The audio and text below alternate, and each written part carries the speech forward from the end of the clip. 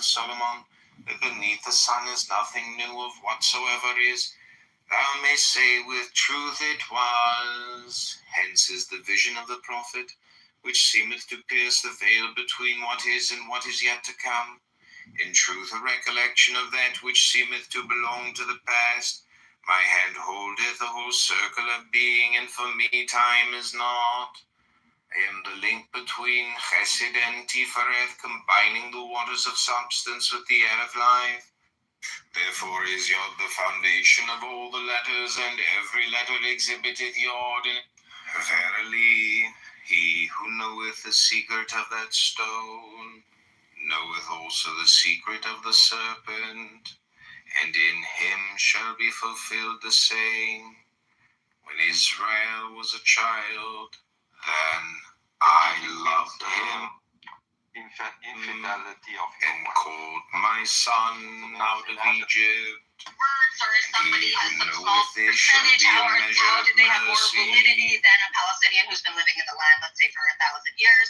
And Kala's point about this, us being a nation, and we do dictate the rules, it is a people, and it's not on the individual level, it is about the people group.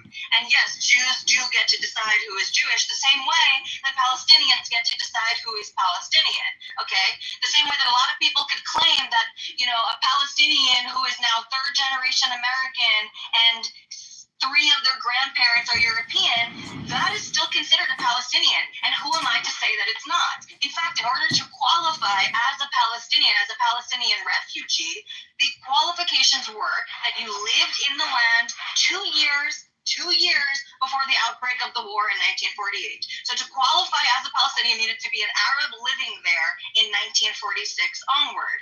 So yes, Palestinians get to decide who comes up with this person group of Palestinian, because Palestinian, like Jews, it's not so clean an ethnicity. It's not so clean one bloodline. No, it's not actually. Yeah, it's we not can't have a Chinese person come up become a Palestinian. Can I just finish? We understood the point. Like, how long And then is they this marry. gonna go? Of course you do. Okay, you better land. You A got lot of 30 people have been seconds. talking a hell of a lot longer than me. No, but it doesn't matter if you talk long, as long as you're making constructive points. But so far, you're just going on the same point. So I understood your point. It's not the same. You can have I'm 30 responding seconds to wrap it directly up. to what you You said. can have 30 seconds to wrap. Can I respond to her or them? Why is Cynic modding this room? Can we just let Tali finish? Hello, what do you share? He explained it to you already. Yalla, Tali, finish. I'm going to Caleb, respond. there's the lead quietly button. Tali, are you done? Yeah, go for it if you want to respond or go Okay, for it. I want to respond to her real quick. First of all, thank you for your concern about Palestinians determining who we are. We really appreciate you, Habibti. It's not concern. No, you need to. You're not even a funny troll. You're not even a funny troll. I was responding to the specific point that was made about how can you say that someone's a Jew if they come in and convert? I have no fucking concern about you trying to identify yourself, you annoying little troll. No one's Okay, thank you. Thank you. I hope you don't interrupt me, because literally I was the only person on the stage who did not interrupt you, although you went on a... Couldn't care less, Mike. You got onto the stage and called me a raging fucking dyke. I don't give a shit that you didn't interrupt me. Do y'all not fucking understand? Don't act like 2-year-olds.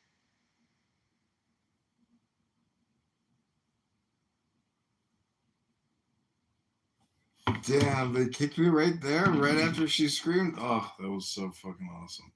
Standpoint or an atheistic perspective, there's always going to be a variance, and not the same explanation is applicable in all cases. That makes sense. But I asked you about the thing where people aren't planning, like they aren't checking to see whether the different variants are true, or like not putting much effort into making sure that their priest interprets the Bible correctly, that they're actually following God's law. Like, almost no one seems to think like, oh, this is like the most important thing ever, and I need to do it. Like, eternity of suffering is like on the table, and me getting tortured for a day. If you had to light me on fire for a day, I'd probably spend like tens of thousands of dollars to avoid that. And then we're talking about an eternity. Okay, like So like, people are freaking out about it. They're not like, oh, I need to find this out. This is the most important thing to do in my life. Like, fuck having a job, fuck having family. How do I make sure that I don't go to hell?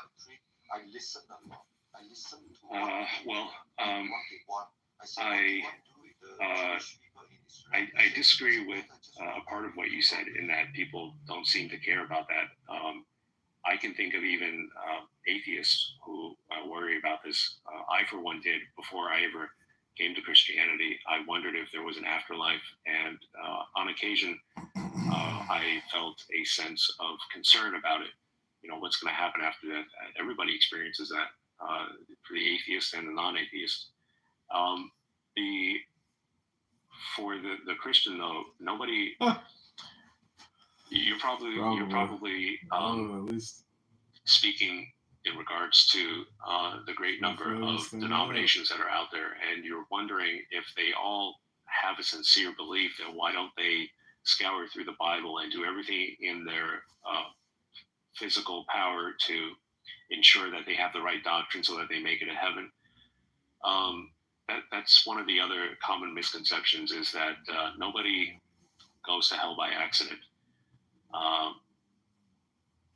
Nobody goes to hell because of ignorance. So just because a person dies without the knowledge of the gospel message doesn't condemn them. It's the willful rejection of it, and the Bible makes that clear. Now, for the Christians who are not aware of that, like I once was, I had another friend who died way before his time, and he was someone who was like a reckless kid and always got involved with crime. I mean, he didn't rob anybody or murder anyone, but he would hang out with the wrong kids, and he would always get into trouble. And so I tended to avoid him. And one day at work, I heard that he had died in an accident. And that hit me hard because he was somebody who I acknowledged wasn't really a bad kid, but he just was under bad influence. And throughout all the, I knew him for about 3 years, or, I wasn't constantly by his side, but I had, by the time that he died, I had met him. I had known about him for a little over 3 years. And in all that time, I never took a single moment to tell him of the gospel message. So immediately after he died, that shook me up pretty badly, and I kept wondering, oh no, what if he ends up going to hell because I never preached the gospel message to him? I wasn't concerned about what was going to happen to me, but could it be that because of my negligence, he was going to suffer eternally? And it wasn't until years after, I assured myself that, logically, no one should go to hell because of ignorance. But sure enough, later on, I read from the Bible for myself that it is the case that it's on a knowledge basis. So anyone that happens to die before they come into the knowledge of the truth, they are given that chance to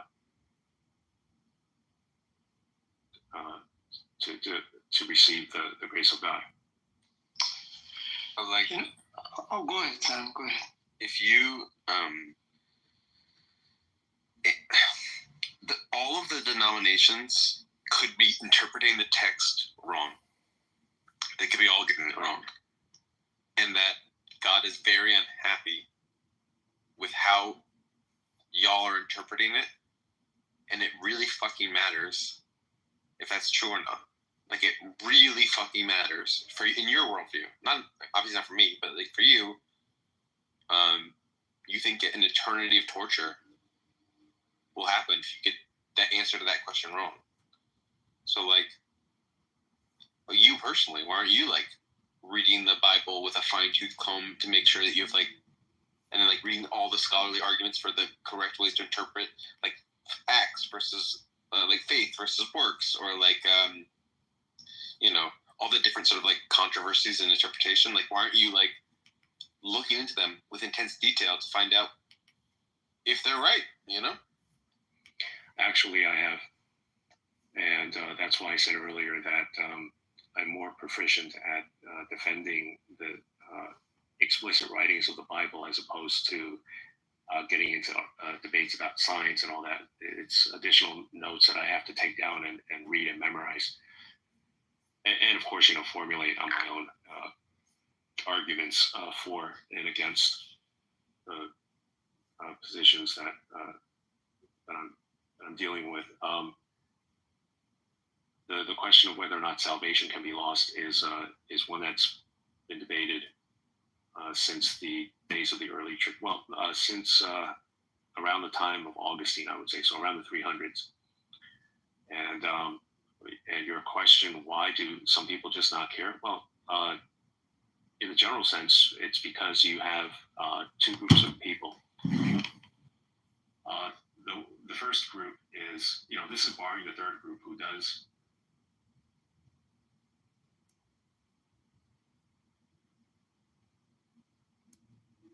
I'm sure you guys are not idiots. I know you're not because I've listened to some of you here, but I think this is just a little bit low energy right now. And instead of just all commiserating together just through existence and being bored, let's ramp it up a little bit and have meaningful conversations instead of yeah, I don't know, and this and. That's your best take, buddy. After freshly taking a shit, this is your best. Yeah, pretty much. Well, that says fucking weak, bro. You guys, when they freshly take a shit, their mind is support. Listen, I think you might be backed up. I think you're full of shit still. I don't think you are. You might have to go clear yourself out. That's a good one, business. No offense to you, business, but this is a problem with Canadians. They have these takes that are so it's hard to floating above everybody. Etol, are you a fake doctor or are you a real doctor? Let's go like this. How much? Why does it matter? How much did Elon donate? 200 million. It matters because being truthful or being deceptive, it matters. Do you think the Canadians don't have a weird take on politics that are kind of? I don't know. I don't have my ear to grip. I'm not a paragon of Canadianism. I don't have a ear to grip. With the name of Russian Prince, you definitely. This is low energy, guys. I'm a Canadian. I said it a lot faster and with a lot more fervor. No, it was low energy. What the fuck's going on here tonight? I don't know. I'm trying to get them all energized. Okay, hey Ken, there, buddy. Where's your fucking toque? Let's kick it up a fucking notch, eh? It's like the Jeeps that you guys are. The Pajeets, I love that. The fucking Pajeets, way to go, Etol. The fucking Pajeets. I'm not gonna get a job at Tim Hortons anymore. The fucking Pajeets. There are too many of my guys there. It's the best. It's my Indian friend told me about the derogatory slur against Indian people called Pajeet, and it's fantastic. It's like, what is it? It's like the male equivalent of a white Karen or something, but not quite the same archetype. The N-word with the R on it. It's similar to that. Pajeet, yeah, that's fucking great, man. I dare you, Sasha, to go call one of them little guys. But those big Punjabi guys, you hit them all. So those big Punjabi guys. 13 of them that. What are they going to do? I'll snap them like a twig. What are they, $1.20? You're actually funny, so just hold up for a moment, okay? You're actually a funny guy. I've never seen one of those fuckers over 150 pounds. Hey, listen, you gotta go to DC, guys. You gotta go to the Terminator again. Yeah, the problem is they're all cult mindset. They're just the power in numbers. I'll kick the stink out of them. There's 70 of them, though. Yeah, you can't kick them. They roll in big packs. They're like insects. It's like ants trying to knock out all the ants in your house. You can't do it. They'll just fucking come back. Who cares if you finish off the army? You gotta clean up your fucking house. That's what a wood chipper is for.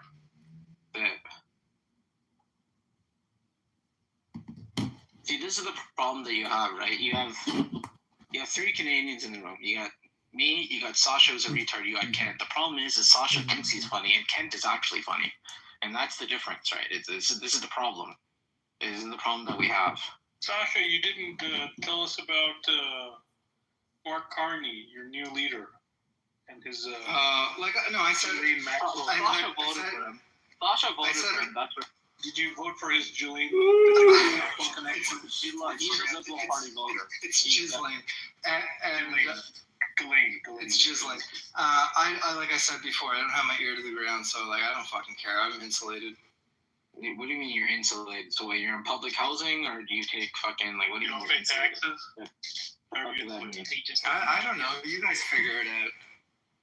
You're not fucking insulated in anything, man. You just Maybe you're broke or something. I guess he's broke. Yeah. Hey, bro. Okay, what do you mean insulated? The fuck you're insulated? You're not insulated.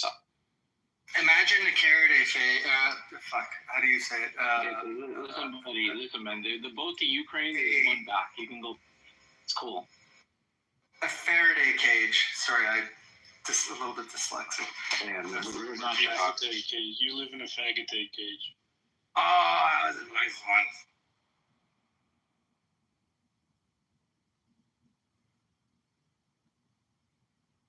Is this how we sound like on the other side, EVTOL? I can see why you guys want to fucking get rid No, of us. it's after the trade war. Since the trade war is ramped up, there's not much stress there. But So who are the other two Canadian faggots? after the Pajit tree of Christmas, things started kind of taking off. Yeah. They started doing pictures and memes of Indians flying through the air shitting Superman. Yeah, I saw that was funny. So it started like that, but then it went to they hate America now. They say, "Come on, America, take your best shot." Take your best shot. So there's the anti-Americanism, which is reasonable, I guess. It's prevalent. It's definitely there because Americans shoot their mouths off, but they fucking end up changing their mind 13 times. It's fucking ridiculous. Oh, this Kent is actually Canadian as fuck. Or if not, this guy lives in one of the border states. The way this guy speaks is too good. Yeah, of course I'm fucking Canadian. This guy's funny. Wait, you're not from Ontario. I know you are. You're probably from Manitoba, Saskatchewan. Fucking Alberta, there you go. Send it, buddy. Is he Alberta? Maybe he's Alberta. You're right. What the fuck's wrong with you guys? Where's your fucking toque, bud? You know what? I like don't get me wrong here. I like the Trumpster because he's getting rid of all the fucking criminals and all the illegals. But to actually think we'd become a 51st state, the guy's fucking mentally challenged. Hey, listen, man. What is it? You guys watch Boondocks? It can be done the easy way or the hard way. All right? Problem is that you two white guys have left this country weak, and you've destroyed this nation with your gay policies. Who's the white? I'm not a white guy. Your name is Sasha, bro. So Yeah, man, I'm the big one. I'm so fucking black and purple. I have mixed heritage. I'm a chameleon. So mix? What are you? What? You're stupid and gay? That's your mixed heritage? I assume that's a yes. Probably a Russian. Okay. Thanks, Vivek. Okay, this is the problem, EVTOL, man, is that when you have Indians coming into the West, is that these guys are now going to shit pronounce you on the fucking Indian name. So it's actually, they're going to bring in these old Vedic pronunciations of names. You know how these fucking incels operate? Oh, buddy, don't fucking tell me about anything Vedic, okay? Press on his profile. You goddamn Shivalingas looking at the sword. Don't you fucking talk. You fucking Wait, I already know. A Russian prince. He calls himself Russian. Oh, I already know. That's why I call him Russian princess. Yeah, but don't you fucking nobody fucking nobody. I fucking kill you. I'm killing you all. 2.3 million educational permits that are being that actually terminate at the end of 2025, and they have to be out of the country. Yeah, but the problem is you white Canadians have no balls to actually go do action on it and actually kick him out physically, Kent. Man up, tell your son to go do something. Man up and tell him to save the country. My fucking son does all the fucking thing that you would not do. You know you're not going to have kids, man. We know the state's going to go. Kent actually has a plan. I like Ken Clark for you. I like Ken Clark. The guy is actually funny. Let me tell you, Your grandma is painting. You want some fucking tutu? You want some bindi? Sasha, listen, let the actual funny guy Ken speak. Your jokes aren't sticking. That was a good one with Bindu. He called it Bindu. Yeah, it was. This was the one out of like the last 10 minutes. Listen, man, when you keep throwing fucking darts, something's gonna hit, right? But Kent is calculated. He'll take a couple shots. Throwing the darts at your motherfucking bindi. Okay? Do you really like Lady's Finger, Sasha? What? Nothing is coming. Speaking ear. Nothing is coming. It's so You don't paining. like okra? It's so paining. What do you think about okra, Sasha? You like okra? I'm moving my head side. Have you ever had gumbo? Acha. No gumbo? Acha. No gumbo. Dude, why do you guys deal with these faggot ass twinks, okay? Only because we want to eat the papadam. And if we do not want to... Why do you deal with these faggot ass twinks, okay? I met Vitalik. I met Wait, Vitalik in real life. Wait. I met Vitalik in real life. Rahul, Okay, Rahul, nothing is coming. Sasha, you sound like a faggot ass twink, okay? Shivalinga You sound like a faggot ass twink, okay? Wait, please. Man, Incoming, please. Man, why are you talking? Man? You're a faggot ass twink. You know, Indian man, fuck your Russian women. You fucking fuck. Indian man, fuck your Russian prostitutes. I don't know why you're opening your fucking mouth, man. Be calming now. Suck a dick, man. When's the last dick you sucked? How was the dick you sucked last night? If you think about dick, how was the then penis dick might you go sucked away. last night? Sasha, you cannot Penis, beat I me. will tell you. Sasha, you cannot beat me, man. Let me answer. You're fucked. Your ass is I'll fucked. be quiet. Your ass is fucked. When If you you are try waiting down, to talk to me, Sasha, your ass is fucked. Okay? I Don't even try. will talk to business. Don't even try, man. I will talk the business. Your ass is fucked if you talk to me. I'm not talking. I'm talking to the business. Your ass is. Business will fuck your ass too. Okay. Alright. This is no longer funny. So Sasha doesn't want that so. yeah. But then there has to be a point where you repeatedly say you're gonna fuck another man's ass and you turn gay. He's Canadian, of course he's gay, dude. But he was taught by his parents to be like that. This is Canada, dude. Rahul does not like papadam. He likes chapati. It's papadum, not papadum. It's papadum. It's just one. So you gotta say. But in my village, they call it pupudam. This is. Don't you know, brother? Dude, why are we dealing with this faggot ass? 4,000. He's with the pupudum and he told you guys pupudum is pretty. Yo, Evita, what's your take on this pupudum? It's not bad. That's not a bad one.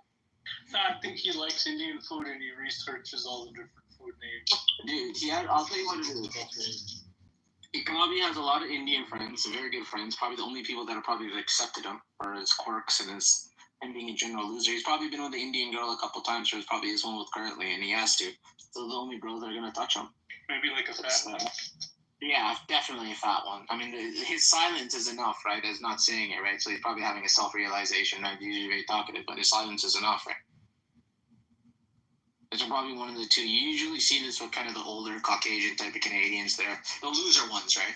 Not to say that all the loser Caucasians go with Indian. I was giving space because Rahul needed. You know, there's a really hot French girl in the audience. Her name's Anna. You should spend your time talking to her rather than fucking around with the Indians, you know? He can't. He has nothing else. He's a loser. You don't understand. Listen, Rahul, this is the state of these white Canadians. They're losers, dude. A lot of them are losers. So Kent is a good dude. He's old school, right? He's probably in his 50s. Sasha, he's a loser, dude. Like I said, it wouldn't be fun playing, guys. He left. Sasha, I was just getting fun. We were just getting fun about the life. No, the dude left. The Canadian left. No. Well, listen, man. The problem is when I break these guys down for who they are, that's when the silence starts getting hurt. This is how life is. He has a lot of Indian friends. Probably never had real Canadian friends. They're the only ones that accept them. Indians tend to be open. When the guys come to this country, they tend to befriend the Caucasian guys that are like the real losers of the crowd. But they don't know. They don't know, right? They befriend the real losers, or they go out with one of the the Indian girls, the fat ones, because the Canadian girls won't touch them. Right? It's an unfortunate, it's an inconvenient truth. It's an unfortunate truth, right? It's the reality of the Caucasian Canadians, right? see it all the time, right? You see a lot of the Indian guys going out. Like I said, it's the world's changing, man. Once I seen a guy, a Punjabi guy, a Sikh guy going out with a black girl with a turban on, that's a wrap. I knew this world's changed. This is the real. I've seen this live. Live. Holding hands, public. This is Brampton. Live. The world's done. Even I'm shocked that a Punjabi would ever be with a black woman. Hey, listen, man, can't be racism to Sikhism, but I'll tell you this right now. Everywhere we went, black, white, Asian, everyone was staring at them, including myself. I felt fucking ignorant. It was hard not to. It was hard not to. It was really hard not to, and I'm usually great with the not staring. I never do that weird Indian shit. I never do. But this one was very hard. Like, my old instincts were coming back. I could not. The thing is, too, she wasn't bad either. She looked good. Like, she wasn't the greatest, but she wasn't ugly. Like, she looked like proper. Like, our young bucks are hitting it in, man. It is what it is, right? And I think guys like Sasha they use this online platform as an expression, as a form of rebellion, instead of actually doing something about it, right?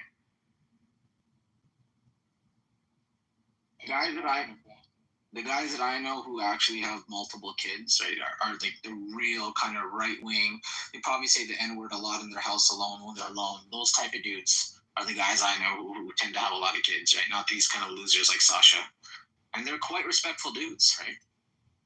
But they know what's going on. What is going on? I don't know, man. Great replacement, buddy. It's a real thing. It's a real thing. But it's not organized. Great replacement theory, man. Yeah, who's replacing him?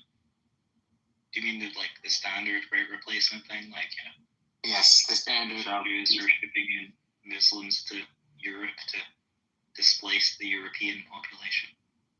Yeah, but it's not Muslim. It's just in general non-European. It doesn't have to be Islamic. Well, that's what it is in Europe. But I guess in America, it's just. Yeah, over here it's mainly Haitians, Venezuelans, South Americans, and Africans.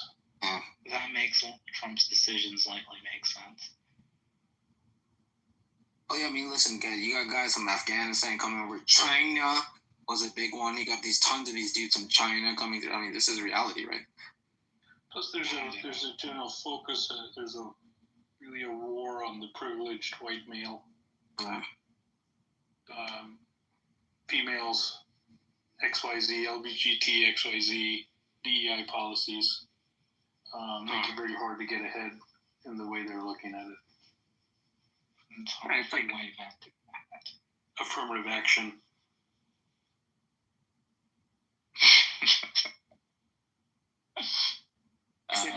We're laughing at this. Every TV show, every movie, every Snow White, every show, the Little Mermaid. Every time they do a remake, they're changing the color of the characters. Ariel from thing is supposed to be about Greek gods, right? Listen, man, it's just simple question is this, man. It's they're fantasies, but they're based on real thing. I mean, they even wanted to make. I don't know if you guys are famous with the show and the book Witcher. You heard of The Witcher? Have you ever heard of that? Mm-hmm. They wanted to make the main character Idris Elba. This is based on Polish and Norse and Russian paganism. I love Idris Elba. I think he's a Chad. I think he's a gangster. He's just not fit for the role. It's out of pocket. It's supposed to be fitting with some themes of fantasy and something is reality, right? That's the setting, right? The thematic. I wouldn't want Ryan Gosling as fucking King Shaka Zulu in a Zulu movie. I would say that's fucking atrocious. It should be the same on the other side. I wouldn't want fucking fucking Daniel fucking being King fucking Rama or something like that in a remake of the Rama. It's just out of place. It doesn't make sense. Even though it's some fantasy mythology, there has to be some connecting factor, right? And the thing is, these guys, they have their own heroes. There's black heroes in Marvel and all this. They have these guys in DC, and they're fucking gangster guys. Guys like Spawn, Black Panther. These are serious guys. They have their characters. Luke Cage. People share videos of the mall in the 90s. When we were growing up, you go to the mall in the 90s. It's big, a lot different than it is now. Yeah, right. People reflect on that, and it may be a cope dealing with a changing world, but it's definitely there. There's an issue there. and so people are responding to it as quote unquote white replacement or great replacement, and being the victim and saying, why can't we have our white culture? Everyone else can have their culture. Now this, you could say just go develop your own culture, do more, but again, that's just how these people see it. I think there's some truth to a lot of it. The culture has changed a lot. Yeah, I agree. The culture, like I said, relatively. I don't know, Vito. You didn't. I don't know if you been to Europe. I'm assuming you have. I lived there for a minute as well. This is back then. Like this is when, dude. I was like 19, man. 2021, dude. Yeah. So they were talking about having issues then about those issues. This was then. I don't know how old you are, John. You seem like you're a lad, 23, 24. This is before your days. But they were having issues before then. They were talking about these replacement issues, and I'm wondering it now. And I mean, I didn't see that much. That was 10 years ago. I don't remember. But now it must be fucking crazy. These were talked about 10 years ago by fringe politicians, of course. Now these politicians who were fringe 10 years ago are now becoming populists. I fucking knew about all these things, like Gert Wilders. People used to laugh at them. Last time I was in mainland Europe, I was in Austria. This kind of topic did come to mind because I saw an advertisement billboard for like some fashion thing with like a very diverse crowd. And every like billboard I'd see, it'd have like diverse people. And then I'd look around and everyone's like, why Austria? Maybe there's the odd tourist. You can spot them because they're taking pictures and everything. This is very bizarre. But yeah, that's how I knew America had conquered the world.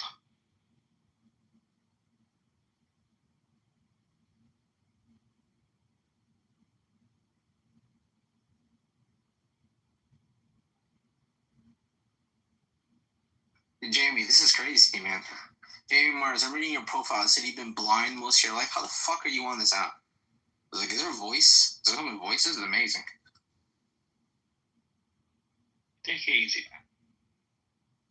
Is he a real person? Seriously? Yeah. Never mind, Jamie. My bad. I'll take it easy. My bad. Forgive me, Jamie, for my ignorance. It's a great app for Welcome, Jamie. Okay. Greetings and salutations, sir. Yeah, I'm a real person. Hi. Can you hear me? Yeah, we can hear you. Zev Tall, Johnny Business William on the stage. Yeah, I've got an iPhone and it's got a voiceover on it. Hi, Johnny. Hey, how are you doing? No bad. One day at a time, mate. One day at a time. One day at a time. Yeah. Well, Yeah, but really blind.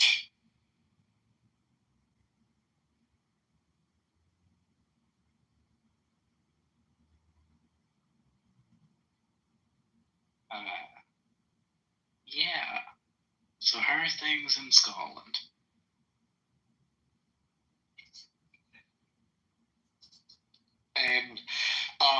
It's lots of fun over here. Wait, you're in England again? Just now still, yeah? Oh, I'm good to be free. Are you in America just now? Yeah. Oh, fuck, man. Like, when are you moved or are you visiting?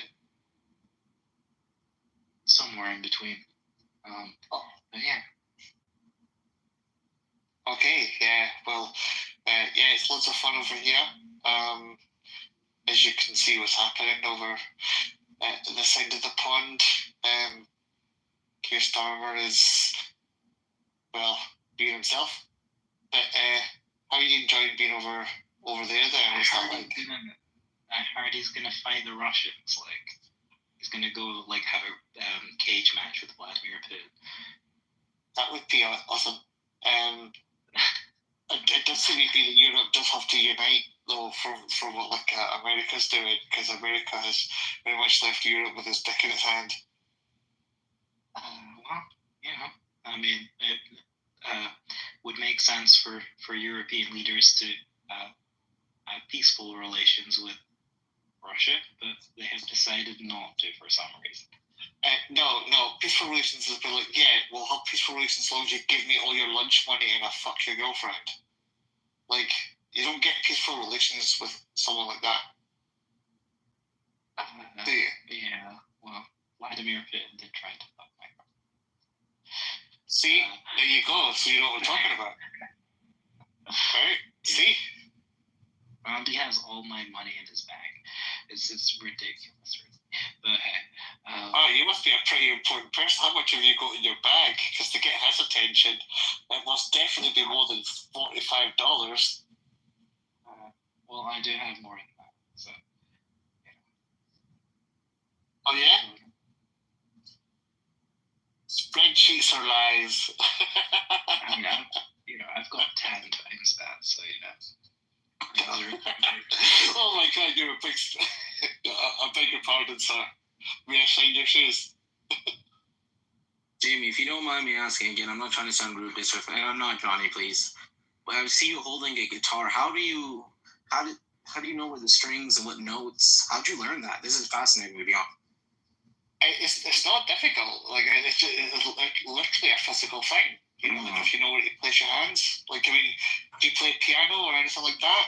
Yeah, a little bit. I'm not gonna say I played piano, but I took a couple classes. I was forced to. Yeah. Right. Okay. Right. Well, you know, like if you close your eyes, right? You know, you can still go do do do That's true. do like that. Same thing. Just that I'm made to kind of do it all the time until I can get it right. Interesting. It's just if you feel what it is, like you just have to rely on physical memory a little bit more. Do you know what I mean? Interesting, man. Because I mean, like you know how you throw a basketball, right? Yeah. It comes in yeah. So it's a physical motion, right? I mean, you don't know if you're throwing at if you close your eyes, you don't know if you're throwing at the basket. Okay, that's true, but you're still throwing a perfect ball. Am I right? Yeah, you're right. Right. So it's like that. So with the guitar, because remember you've got the frets that I wouldn't say it's not tricky. It's kind of difficult, right? Positioning my finger exactly between the frets is definitely a harder level. It's like being forced to play Street Fighter on hard mode, when a lot of people would prefer to play it on medium for a while. Interesting. Yeah. Can you still play it when you got like 2 bottles of Buckfast in you, man? Yes. Don't drink Buckfast though, because that stuff is nasty. Buckfast is some nasty shit. Hold on, I'm gonna grab my guitar just so you don't think I'm talking shit. Hold on. I don't know, usually. They'll play. This is only just to prove my point, right? I'm not actually gonna perform anything, just proving a point here.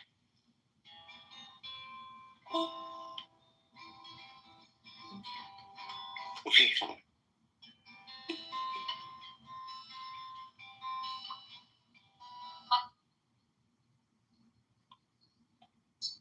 There you go. Just to prove the point that it can be done.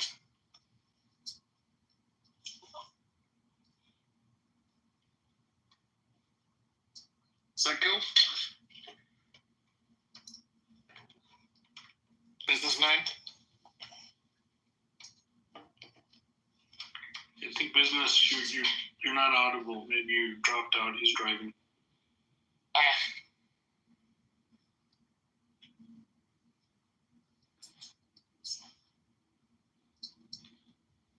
Anyway.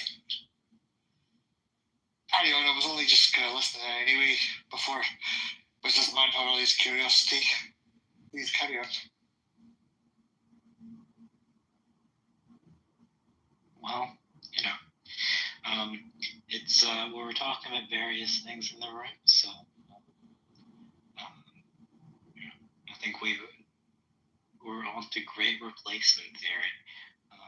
But hey, that's not happening anymore because all the replacers are being deported and sent to Salvadorian prison. So that's fun. I like that. I wish you guys had more spine and send all these guys, because remember, I know you guys in Europe, you guys don't like the Afghanistan Taliban. Remember when the Taliban said, hey, listen, all those Afghan guys who are causing you issues, send them to us, we'll take care of them. The fact that you guys didn't take that offer, you guys ain't serious. Businessman, you have no idea. And in the UK, we burned those Afghan asylum seekers alive in their hotel rooms.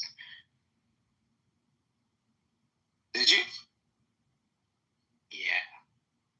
Wait, is that the crowd, or we're talking about Tommy Robinson's buddy? Yeah. There were like riots last summer because there was like this horrific crime where someone killed like 3 young girls, and word got out that he was a Muslim, and everyone started rioting, and like there was also been a big kind of political debate or whatever about like what to do with asylum seekers and how the government's putting them in temporary accommodation while they process the claims, etc., etc. So people found out where these hotels were, and started setting them on fire. Later, it turned out that the person who killed the young girls was neither an immigrant nor a Muslim. But that didn't stop. Oh, that Welsh guy? Are you talking about that Welsh guy? The black dude from Africa he was one generation, now he's Welsh? That guy? Oh, okay, got it. I think he was born in the UK anyway. Yeah, sure. Yeah, cool. Yeah. First generation, I said, right? That's what that means. Yeah. Anyway. And anywho, yeah, let's not dwell on definitely not a Muslim. But hey, listen, man. If Evie Tall is born in Scotland, I ain't definitely calling him no Scotsman. I'll tell you that. Ain't no Scotsman. Jamie, that guy's a Scotsman. Jamie, he's a Scotsman. Well, I guess Jamie is a true Scotsman. A true Scotsman. A protector. The difference between old world and new world is that old world can be an ethnostate, but this is the new world, is the Wild West. Everyone came here and we came for peace. Latin America, United States, Canada, we came here for peace to stamp our home ground. Old world, you guys fucked it up already. That's why you stayed there. Well, hey, that's why I came to America. Are you in America now, Johnny? I am temporarily. Unfortunately, the big man won't let me stay, but find some American chick or guy or whatever you're into, man. I don't know what you weirdos in the UK are into, man. For this, there isn't an American chick that I think we might be. Things are on ice. All cold on the condom, buddy. All you need to do. I'm not going to do that. And you're not serious about being an American, then. So goodbye. You are the weakest link. Goodbye. I don't know. I fancy my chances. Beck and Elon were debating with Trump about visas, right, for highly skilled immigrants. So I might become a highly skilled immigrant, in a few years. I think they'll green light master's level or higher. I think it's all right. Well, I imagine that's the more likely outcome here, unless the Steve Bannon faction maintains their pressure on him. Yeah, it's probably will. Yeah, probably will. It depends what though. It should be what I would do is anyone who has STEM, real STEM, you're in. You're in. Your master's, PhD, you're in STEM, you're in. You're in the door. You're maybe second, third year university, you want to transfer to your university, you're in. You're good. It has to be real STEM. It has to be real STEM. None of this dramatic art, interpretive dance. It can't be none of this. Oh, I'm in criminology, I'm trying to go figure out crime, blood spatter like you're Dexter. No, we're talking about science, you're a physics guy, engineer. From anywhere in the world, though? There has to be a concise list, not from anywhere, from most places, I would have to say.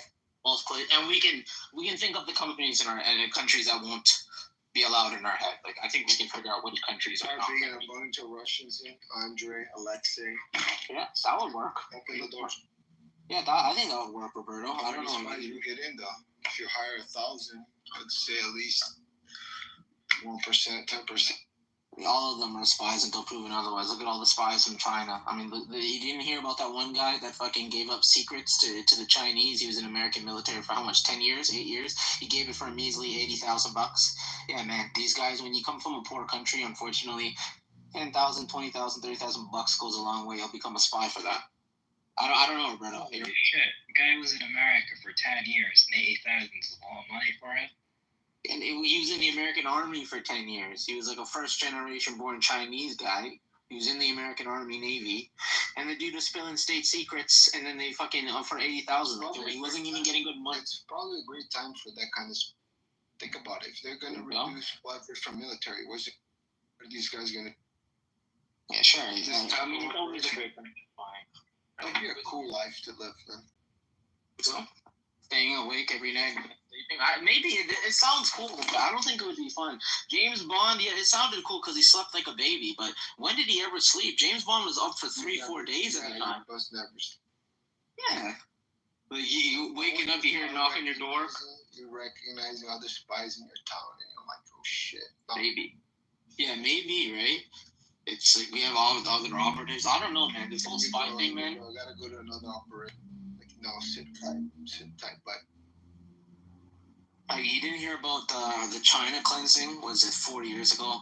Sorry, not even. It was 6 years ago, 2018. You didn't hear about this report?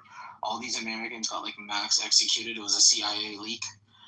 And then there was someone in the CIA who basically leaked all this info. This is open stuff. They talked about this on Fox, and they had to shut it down quick. But like 30 Americans or like 20 Americans got executed in China, all spies. They're coming in from university, American spies, and a lot of them were Chinese Americans. Yeah, man, that's not fun. In China, they'll shoot you, they'll hang you.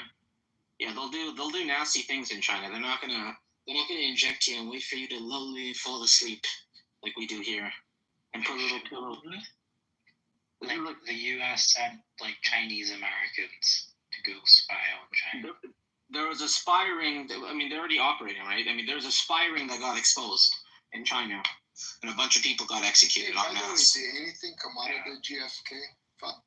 Was there anything interesting? Yeah, there's some tidbits. Nothing. Like what?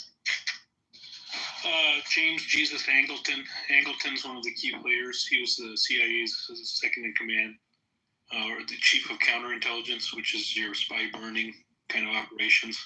And so he's probably like one of the top 3 people in the CIA. And so Angleton. That guy. Yeah, they blamed it all on Angleton. What's that? What does it have to do with JFK? Forget about like the second or third in command. What about Allen Dulles? JFK fired him. It's got Allen Dulles talking about reorganizing it as well, kind of going along with the plan of JFK prior to the firing. It's got all of the security meetings, all of the intel meetings. So there's some interesting stuff there just from a historical standpoint, but the stuff that really sticks out is the Angleton's connections with Israel, and that he was coordinating with them. And was it Jack Rubenstein, right? That's another one. Yeah, I don't think anything special came out in the files about it, but there's a couple of Israeli connections, a couple of anti-Castro kind of Cuban connections. Definitely not an issue there, because obviously he was working with the good guys, right? All right, guys, just criticize Trump policies, so he just closed down the education department, I think, and also. So should we just shrunk it? I don't know, closing. That's going to be good for America. Yeah, you say he's closing it, so I think that's a bad idea, guys. What else can we criticize today? What else? Is that the one that was teaching kids boys can be girls and girls can be boys, and you can cut their genitalia off? Is that the one you're supporting, Ari? Yeah, I would figure I said that was the one. Yeah. I know you're laughing, but you have no opposite. You have no. I know it's the same education one. I know it hurts you. It hurts you. We can all be like you in Thailand. Oh yeah, go ahead. That's not what they teach in school, man. Come on. They're not teaching that? Okay, cool. Karthik, are they? You have kids. I haven't been in school in 10 years, and they were teaching this dribble jabble. Are they still teaching that in school to the kids, or do you have to opt out of that? Right? You're a good parent, right? No, it's different for each school board. We're in a very conservative area. Yeah, true. I keep forgetting you're keeping it out of there, but who knows what they're teaching them inside. What's the genders down now? Is it down to 10 now? Is it double-digit genders, or is it still in the 30-40 range? There are too many genders, man. Do not even try to define. That's just infinite amount of genders out there. Okay, go on with your Trump hate now. Hold on. What's next? You got? Wait, Johnny, you don't want to do this? Because I don't want to ruin Johnny's room. Johnny, do you want to criticize Trump? Go ahead, speak your mind. Wait, so Johnny, just a question. Do you think that Trump is doing a bad job or a good job right now? I am not an American. I am in America legally to help America. I am a visa holder, and I also happen to love Donald Trump. I think he's what America needs. Wait, so you best president America has ever had, not since Jimmy Carter, just the best president that Americans have ever had. Like, seriously? All of that cuts and cuts thinking that you can reduce national debt through cutting spending. Isn't that like, I mean, there's other ways, right, to like restructure national debt apart from government spending, like cutting Restructuring debt will fucking destroy your debt rating, Ari. Thank God you live in a second, third world. You're not giving financial debt. Restructuring your debt has never been anything positive in any part of the world. You will literally get your debt rating cut down, and it'll make things worse. No, Ari, you're cutting spending is not going to fix the books. Buddy, you might as well just change your name. No, I actually don't. I don't agree with that business. They have. You're another. They actually. Nah, bro. They have to do something about the problem. Yeah, restructuring is basically admitting you have a problem, right? That's the thing, right? So it's either you default or you default in another way, which is restructuring. If anytime you're called a restructured debt, it is a de facto considered. Well, I mean, they have to do something. They can't just do nothing and just let the debt run to infinite. So, restructuring the debt, cutting spending, is what needs to be done and produce more. They need to cut government spending. Can't afford all the government, dude. Like, it's just basic maths. It's like, I mean, unless they just don't want to ever pay it. Then they just go into infinite amounts of debt and they're like, fuck everybody, but that's not going to end well. There can't exist an infinity in the real world. Like, that can't happen. Obviously, you have to pay your debts.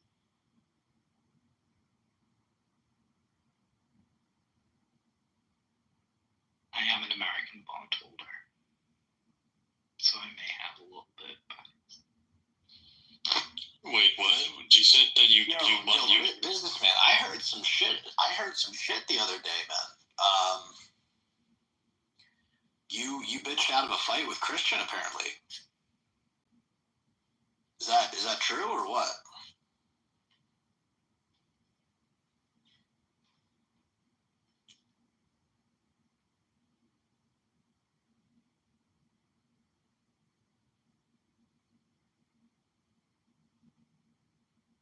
So yeah, it's either restructure now or let it fucking default. I mean, either way, you're fucked. Well, there is another option. They could just inflate currency and that, and then the dollars are worth nothing to everybody else. They could do that. Yeah, that's the third option. I like that option better, but that's what they're gonna do. That's what they're gonna do. The U.S. is never. They're not ever gonna default on their debt. They're gonna just print money. Yeah, well, what the thing is, restructuring is de facto default. So saying you need to restructure is the same as defaulting. Like that's the best I can tell you there. It's the same shit, and you'll have the same consequences. But yeah, I don't know. I think they can kick the can down for another 30 years. Well, yeah, I agree. But I'm just 30. Yeah, I agree. Export it to all the European and Asian countries, and make sure that bot devalue the fucking bot. Well, no, I mean, it also, like, America can get away with being massively in debt more because there's internal demand for dollars around the financial system. So, I mean, they can get away with it, like, for a long time, for much, much longer than other countries can. Definitely. But at a certain point, they can. And, it's, yeah, I mean, the only solution is to produce more in America and then cut government spending, make government less of a power, give it less control, and have it do less, and then we don't have to pay for it as much, and then we lower that, and then we produce, and then we import. That's literally the only, like, solution. like real solution.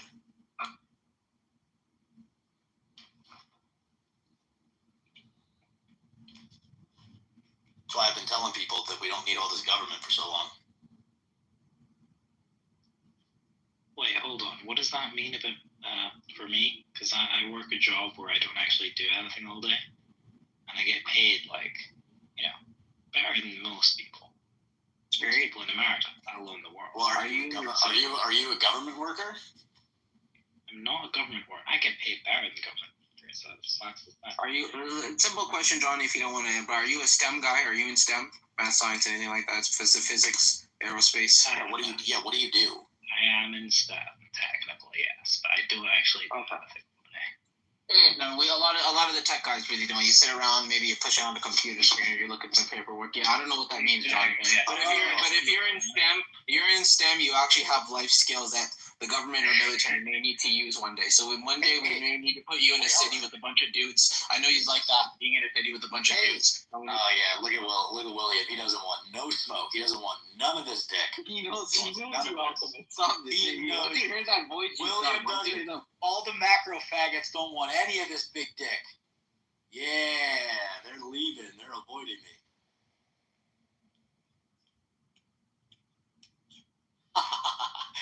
He doesn't say shit anymore around me because he knows I was right. Motherfucker.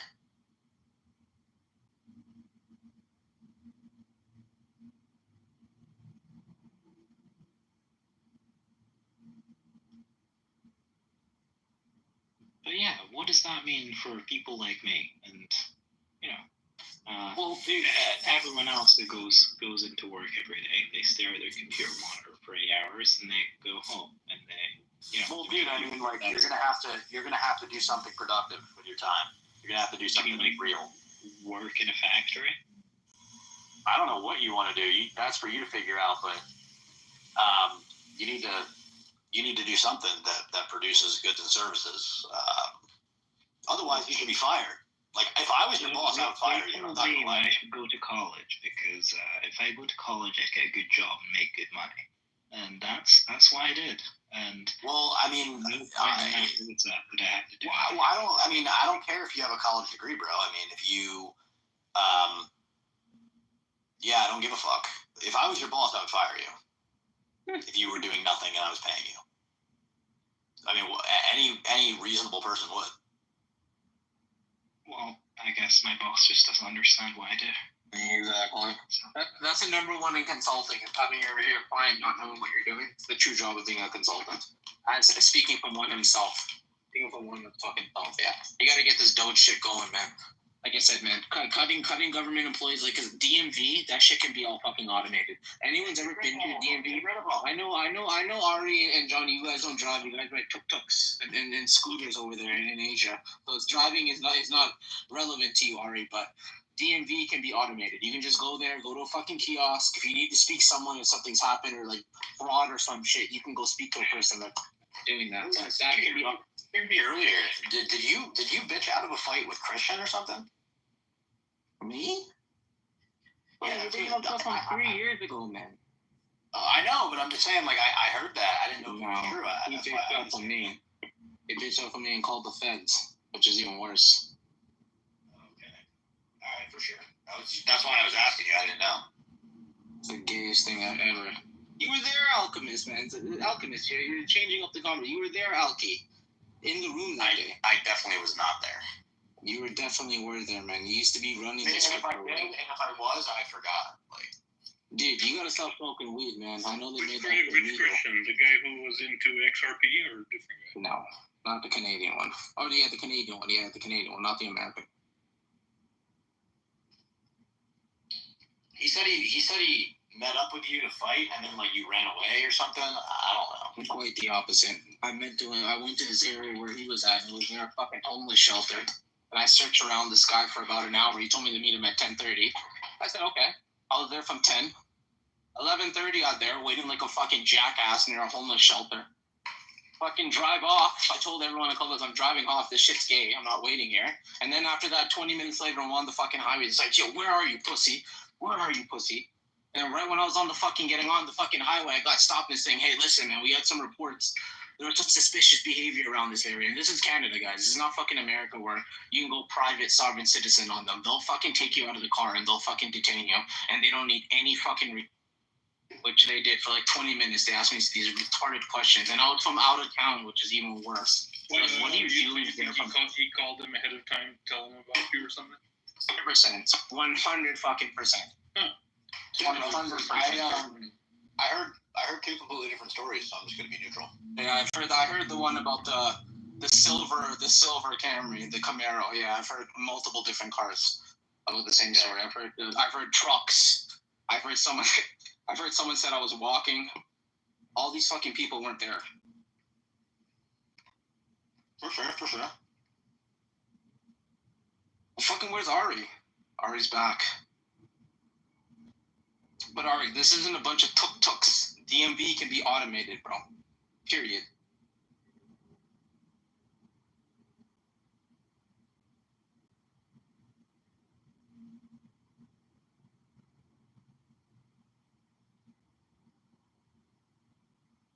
Yeah, man. DMV list. Yeah, the DMV can be automated. This shit's it's not necessary. I don't know. How's the process for you guys when you guys go in? Was it shit? I don't know. I try to show up like 30 minutes before the open time, so that I can be the first one. You guys have a ticket system? Is it a ticket-based system? Yeah, that's when I hit on. That's when I hit on all the Latinas that are waiting. So I'm not in the U.S. Never been to the U.S., but the DMV is like a place where you get driving license, right? Yeah. All right. Did you sub to my YouTube, by the way, bud? I watched one video, but I just watched like one or two on chants and riffs, and then I'll probably watch it later today or maybe tomorrow. You should subscribe to the channel. You should subscribe. Yeah, sure. I'll do that. Looks great. I'll try to watch more videos soon. So, yeah, really appreciate that. Yeah, man. Sorry, just one. Face your base, buddy. Face your race. Yeah. That's what I'm calling it. Chase your race, buddy. You go up with your own people, buddy. Listen, Chase, if this whole crypto thing doesn't work out, I think you should become like a real right-wing racist. Just change it to chase your race. Oh, dude, I already got that. I already got it. I'm just gonna be a fat hillbilly asshole. You don't want to get fat later in life, man. That's the fucking one way to fucking have a shitty life. Dude, when I'm 45, I'm probably going on TRT, and I'm just gonna be a beast motherfucker my entire life. Man, you should have popped out some kids before then, buddy. Maybe. 45, you ain't got it anymore. I'll get back to you on that. I'll get back to you on that. Appreciate that, buddy. Yeah, I'm gonna fuck with you. I'll get back to you on that. For real. Is that Big Worm? No.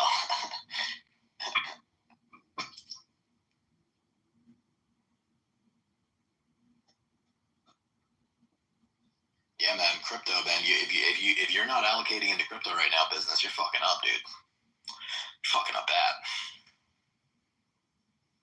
Into alts, specifically. I like an alternative lifestyle. What's an altcoin? What if not making money? What's an alternative shitcoin you're pushing to the Alchemist? I think Sonic's a really good one right now. Is that the one you sent me a link up? Forgive me, I've actually been busy until the last couple hours today. It's been Trump's America, but he's making me busy, and I'm fucking happy about that. I gotta admit, man, I thought this guy was fucking up my life for a second, but all the contracts I've been fucking getting has been fucking great. But the first couple months, though, were really rough. First 3 months, people are like, yeah, we don't want your business. Yeah, we don't want you to fucking... We don't know the fucking history or the future of drilling in the West. I'm just like, damn, this is crazy. But now I got this fucking sick contract, and I'm with the Don again, Chase. I'm with the Don again. Fucking Doge. Yeah, what is it, Zonic? I'll buy a couple. What's the price of it now? How many zero? It's like 50 cents right now.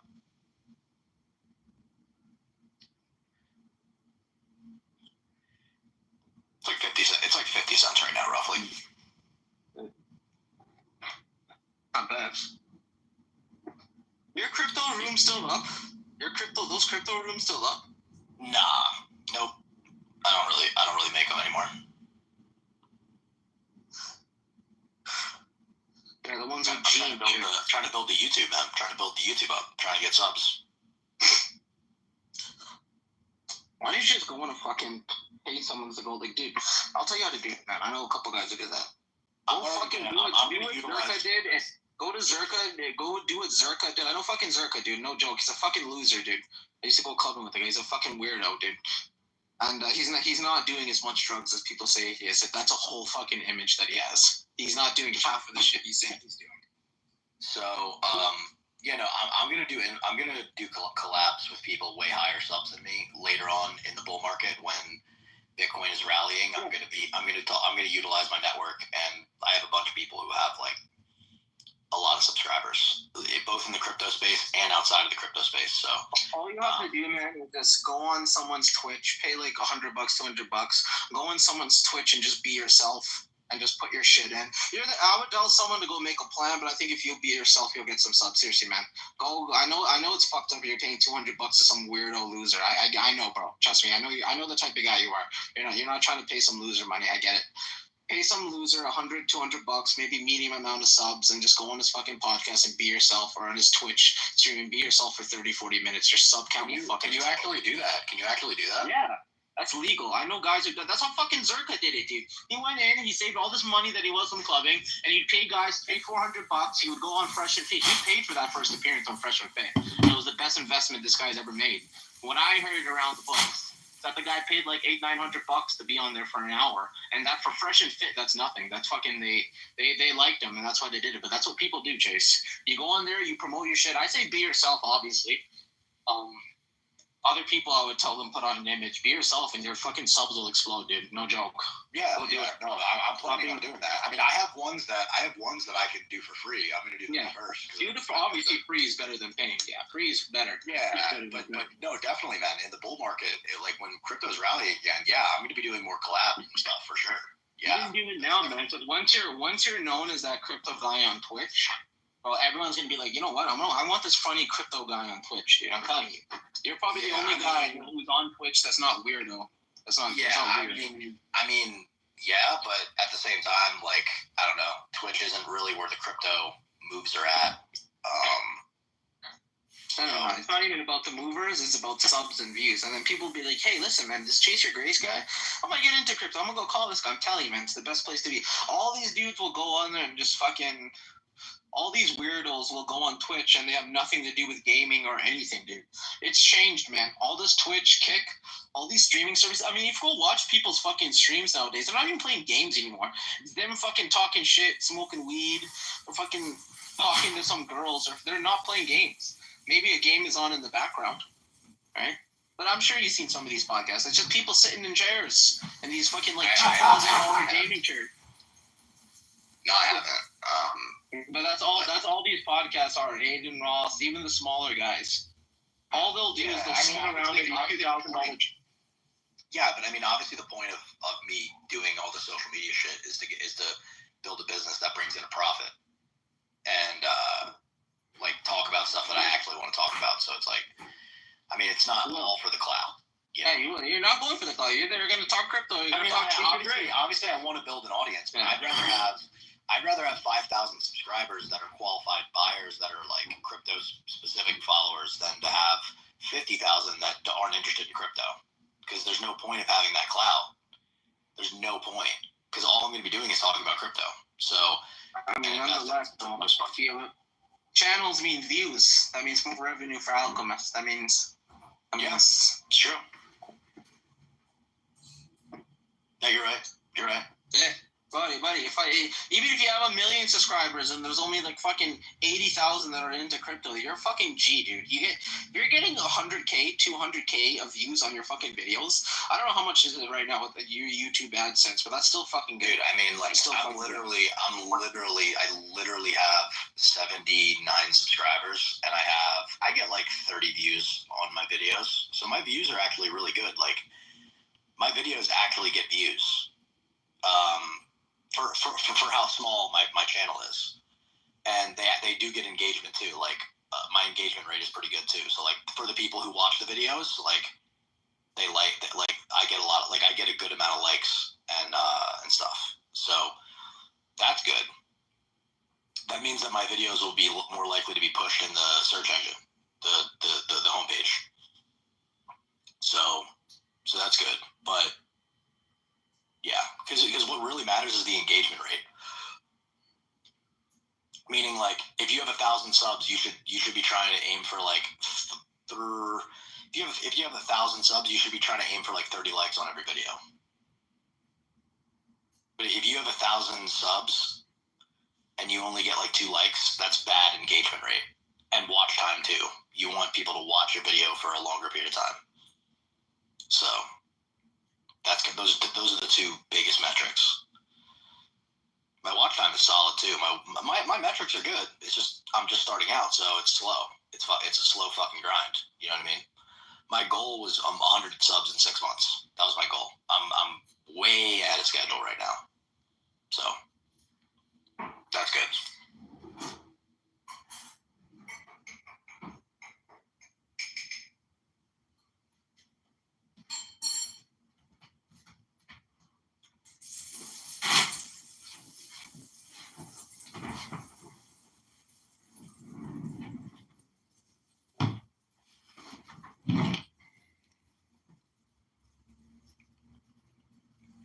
Yo, what's your YouTube channel? It's Face Your Grace. It's my clubhouse name on YouTube. Okay, I'll follow you. Because I've spent years creating YouTubes. I mean, I've been doing YouTube for a long time. And I've never had any success as a publisher. For sure, man. Yeah, dude, subscribe. Yeah, I mean, I'm just doing like clickbait, like not clickbait. Like I'm getting better. I'm basically learning as I'm going. I'm learning how these algorithms work. Is this Adrian Dittman? Yeah. What's going on, Adrian? What's going on? What's going on? You changed your name like 6-7 times. What's happening here, man? Is this what The Alchemist looks like? Yeah, this is what he really looks like in person. I thought for sure you were Nick Fuentes for the longest time. Bro, I mean, he does kind of look like him. I've gotten like the entire Bitcoin room. They've all said, they were like, dude, I'm actually really surprised what you look like. You look a lot better than I thought you did. They thought I was like a dork. Like, no, you're a dork, but you're not ugly. No, you're a dork. Look at YouTube this way. If you were to just buy a bunch of Disney DVDs and sit there and create shorts or 1-minute clips from Disney, your YouTube account would probably have thousands of subscribers within like months. Is that you can show Dr. Wisdom? I'll put your stuff to the test. So you're telling me I can get thousands of subscribers and views by making Disney shorts? Is this your challenge? I'm gonna fucking. Yeah, I wouldn't be surprised. I'm not trying to build. I'm trying to build an actual audience for a business, though. It's not like I get it, but see, the thing is, YouTube in itself, if you know how to spam correctly, like I see a lot of what you could consider copyright infringement, and there's no enforcement, and they have 500,000 subscribers. I mean, huge accounts that are monetizing what seems to me to be copyright, infringement. Yeah, I mean, actually, I'm looking at my videos right now. My videos are actually like they're starting to get up there, like above 45. Like my most recent videos, they all have like 45 plus views. It's closer to like my most viewed video. I only have like 13 long form videos. Like I don't have that many. The best one I have is 89 views. So Well, what I do is I read books and then I record Clubhouse. Those are like my 2 primary sources of content. I learn from the books I read, and I learn nothing from the people I listen to on this app. Oh, wisdom. Stop the line, man. Let me learn how to fucking read. I've been reading books a long time now.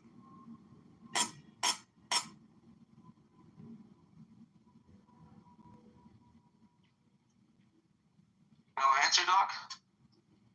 I couldn't hear you. Oh, I was gonna ask him, like, come on, man, when did you learn how to read, man? Stop the lie. I've been reading audiobooks for many years, and some of my top books, I've got like 20, 30,000 views on YouTube.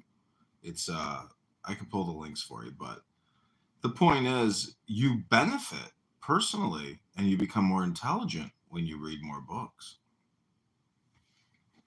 Says who? Who said that? Who says you become more intelligent? It says the guy that has 10,000 books in his house and knows that I have an unlimited amount of content at my fingertips, and one paragraph is worth more than everything I've ever heard on this stupid fucking app full of fucking strokers. That's not true. That's not true. You don't have a house. Stop this. This is all lies. Reading houses. Yeah. Come on, man. You're not capable of these things. Yep, I got 1,000 books sitting in my beautiful house.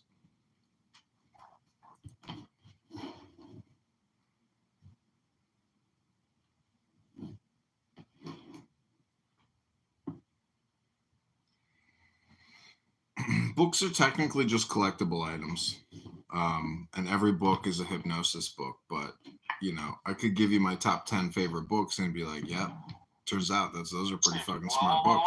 Let me guess what's one of them. Some Aleister Crowley book, I'm assuming. Am I wrong here, Doctor? Aleister Crowley. Yeah, I've got a lot of Crowley. Other intelligent type of books. Be honest with me. I already can tell you I got one of them right. Mm-hmm. And you're gonna lie.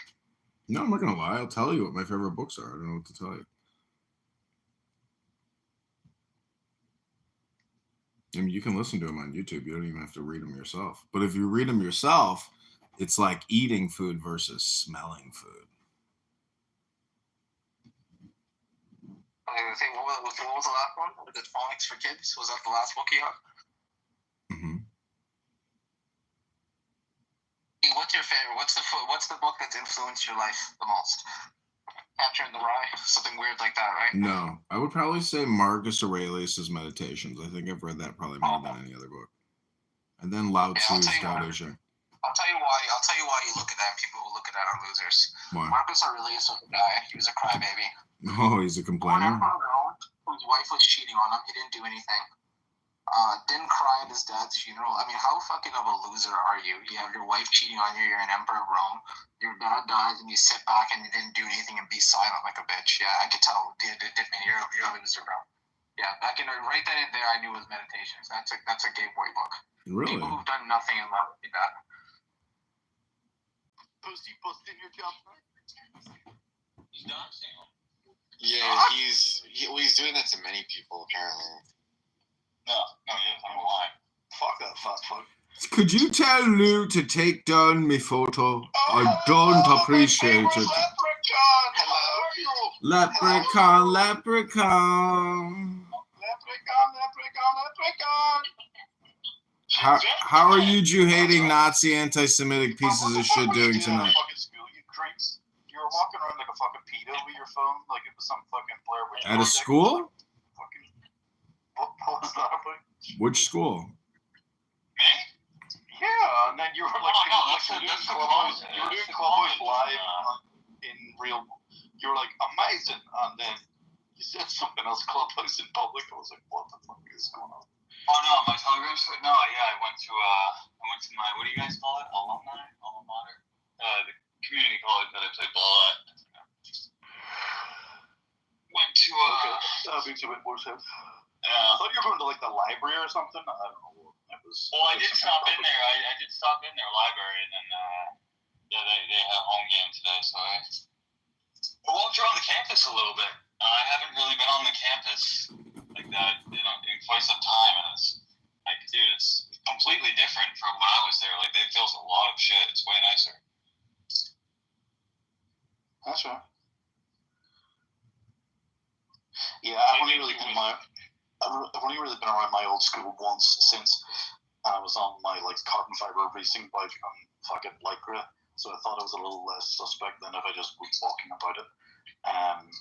And then a teacher just decided to ask me very politely who I was, and I said, "Oh, I'm a former student." And she started asking me, and it turned out that she was a former student and actually younger than me, and now I teach her there, but I have no idea who the fuck she was. I don't remember her from school.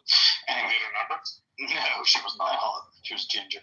But but it was very odd. It was like, wait a minute, you're a fucking teacher here now, and you're younger than me. Although I am old as fuck, I suppose. Now I'm nearly 40. But no, this was like 10 years ago. That would be weird to be like a teacher in your old school. No, that would be fucking horrible. Sounds horrible. I wanted to get the fuck out of school. I mean, I guess. Well, I went to a good school, bro. So maybe it's a good thing I don't fucking know. Like, yeah. Anyway, no, I remember walking around and it was like, oh yeah, look at this fucking like multi-million fucking pound gym that they fucking, brand new external building that they fucking built. I was like, oh, very nice. They didn't have that. Bro, they upgraded the fuck out of our fucking athletic facility. Dude, the games are like broadcasted on TV and radio now, and like they did all kinds of shit.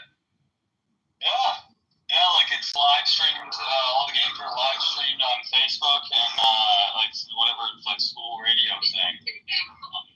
It's what it is. Like it's fucking it's wild. Back in 2011, when I played, you couldn't really. It wasn't that easy to just stream something from a device with that good quality. Sure. There's some dude singing the fucking 7th inning too. It's weird. It's kind of weird to be honest. But I mean, I guess they have won 2 World Series since I was there, so that probably helps.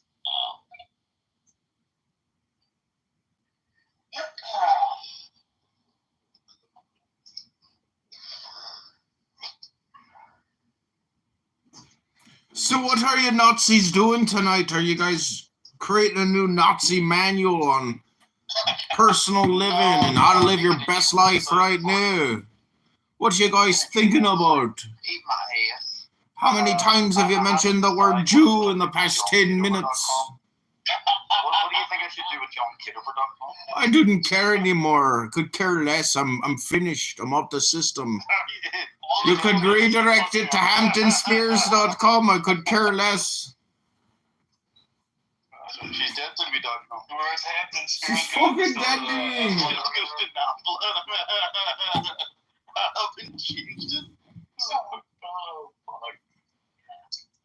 How does it feel to know, John, that I own you? You own JohnKidover.com? That's right. Oh my god. You might be the biggest N-word of them all. That's right, dude. You should make like just a feed of just like extremely I'm just kidding. Tim, I looked up she'sdeadtome.com. John took it already.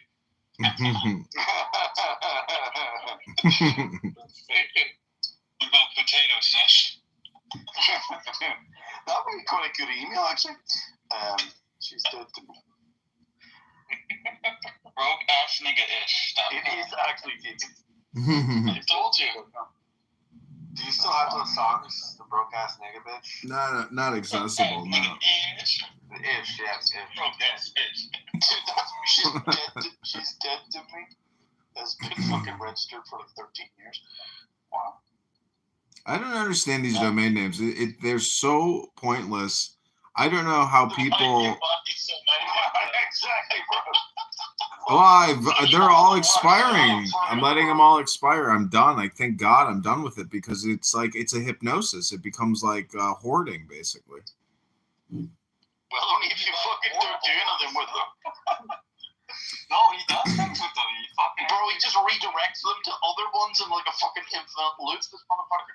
This guy just had like venture capital fucking weird domains.com. I told you, he's like the Doctor Strange. Dude, they're like hazardcheeseburger.com or Chicago cheeseburger. Like, what the fuck, Scott? Every domain name is irrelevant. .com was like the only one which somehow stood out to me as like might have some legs, but Got none of it. Tell me something.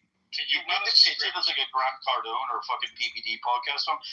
Tim, can you run a script on all those websites, see how long they've been owned, and then tell me, had he just bought Bitcoin, how much he'd have? That could be done. That's right. Oh, shit. You don't want to do that calculation, bro.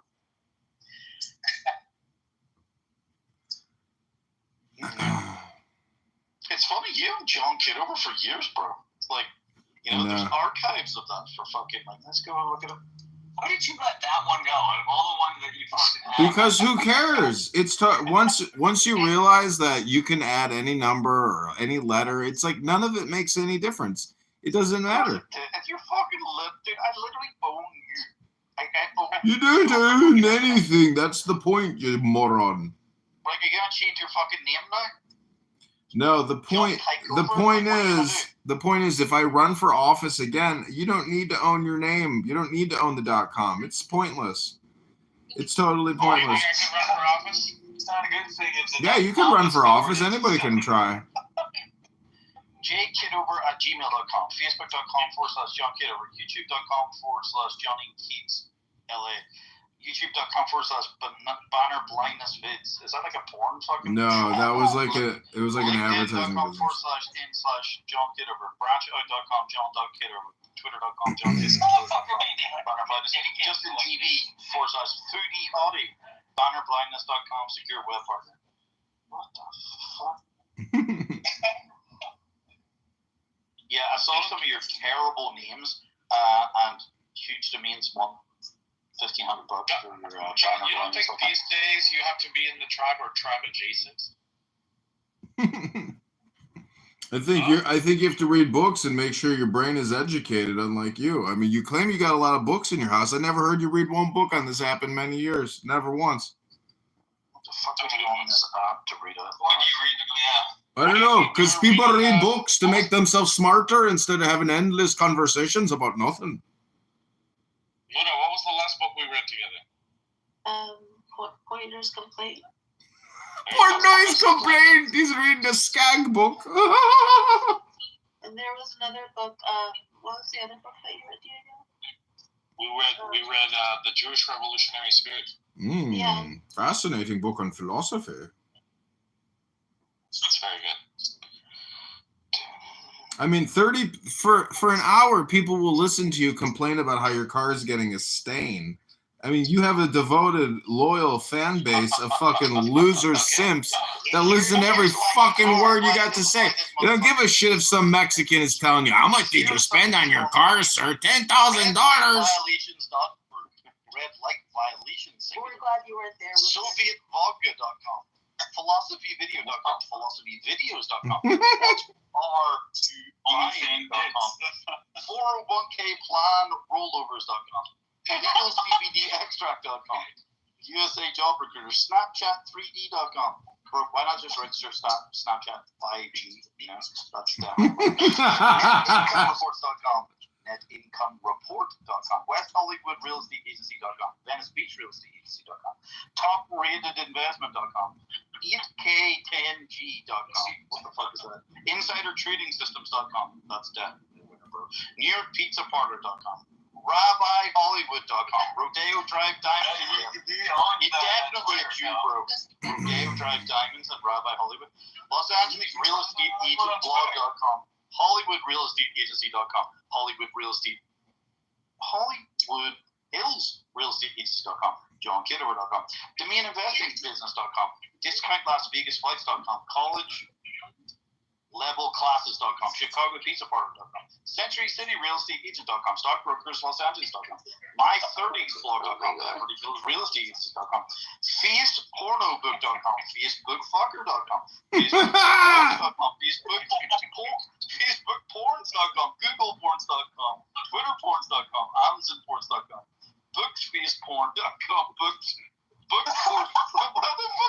Bookspornfeast.com, BookFeastfuck.com, Booksfeastfuck.com, BookFeastPorn, FeastFuckFeast, Chicago Yoga Instructors.com, Chicago Yoga Instructor.com, CraigslistPorns.com, Chicago Real Estate, Lincoln Park Real Estate Agency, 8K10Picture.com, Hermosa Beach Handyman.com, DomaininvestorBank.com. Bro, sugar goddamn affiliates. What? Super goddamn affiliates.com. Bro, you wonder why you make your fucking money with the main. Actually, that is the troll, Tim. The troll is now the proof how low the fucking views are going to be. Incredible. Do you see George Foreman died? Do you remember registering half of these? Yeah. No, he was high. Yeah, it was definitely stoned when I registered the majority of them. No, that'd be a good one.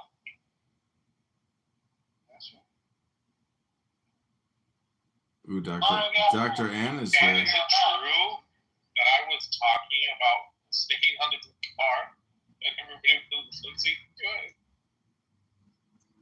Wait, what? Do you still use jkiddover@gmail.com? No, it reached capacity. I was gonna sign you for a lot of spam emails. Oh, thanks, Tim. You're such a good little leprechaun over there in Oh, I Ireland. told you I fucking own you now. Like you're like I'm only getting started. You own me now. Oh my god, I can't wait to get owned by you. It's gonna be such excitement. You're gonna be begging to be dead to me.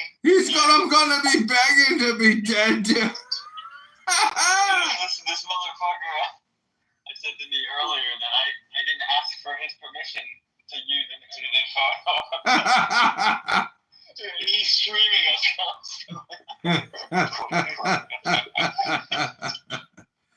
Can't that be annoying? I mean, geez, Louise.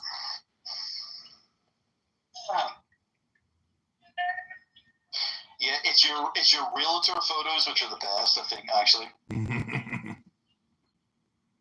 Dude, you actually, even though you're younger, you looked older. Like, I don't know how that's possible. Isn't that, see, that's good news about being bald. You can't get any uglier. The only way's up, bro. I know, that's what I'm saying. How do I look better now than I did then? All you have to worry about is buffing and shining that thing. There's some chicks dig it.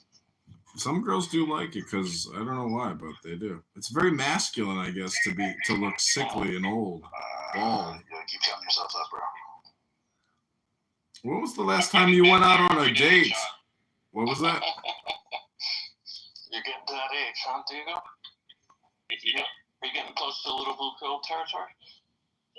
I mean, people tell me I'm okay, but I definitely like to have more. I don't think you can have too much. Too much blue pill? I don't know. I fear the day. If I'm guessing what the code for little blue pill is, I fear that day because that's like a threshold. Like if you cross it, you may never come back. I don't ever want to. I don't know. You know how that works? It's gonna happen. Losing your hair. What do you think, Jack Bob? What do you think? What? Hasn't happened yet. What do you think about the hairline of GTR? Is little blue pill not dick pills? Oh wow. No, it is. I don't know. Right. That's the type of thing. Like once you start doing it, Okay, crap. it's a thing where Yeah, I'll be bald in 2 years. That is not you, though. Wait, That's a hardcore gangbanger. he's a solid morbid one. That's the guy that says, "Hey, does anybody need any donor hair?"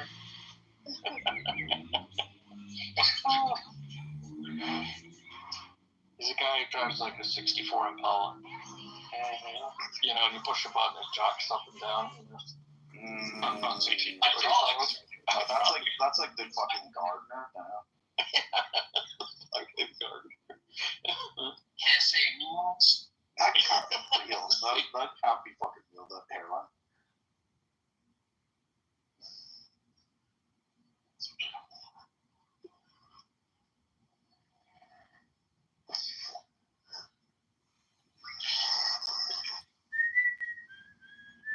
So, John, what do you think? Where should I send John Kiddover.com to? I don't know. It's your money. You can do whatever you want to do with your domain names. Good luck. Yeah.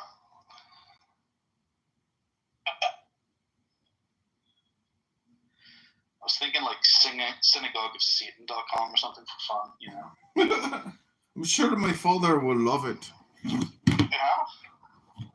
John, I went to your website the other day. What's going on, my little boy, my son? Well, if you want, I can forward it to you.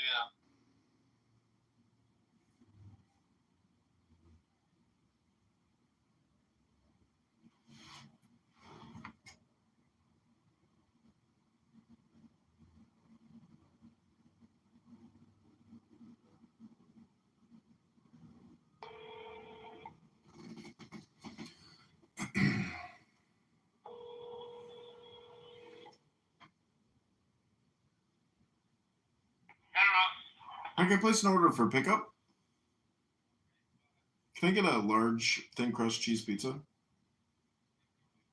16-inch. Yeah. Is there a thicker crust?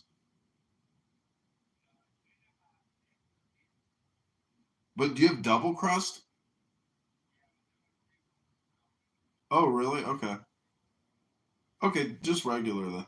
Yeah, can I get the incredible chicken sandwich? Yeah, everything on it. 312-498-0517.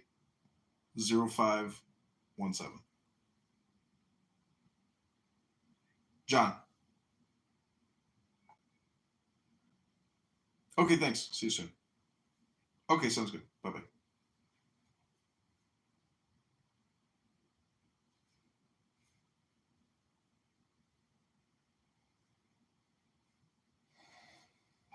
That's like the most depleted I've heard of in a while. Oh, he's back, is he? Is this a new? Sorry, I had to place my evening meal ticket. Damn. The problem But is, you just disappeared on your own accord. Jacob, are you really good? My what? Are you admin? Oh. Admin on your account? My what?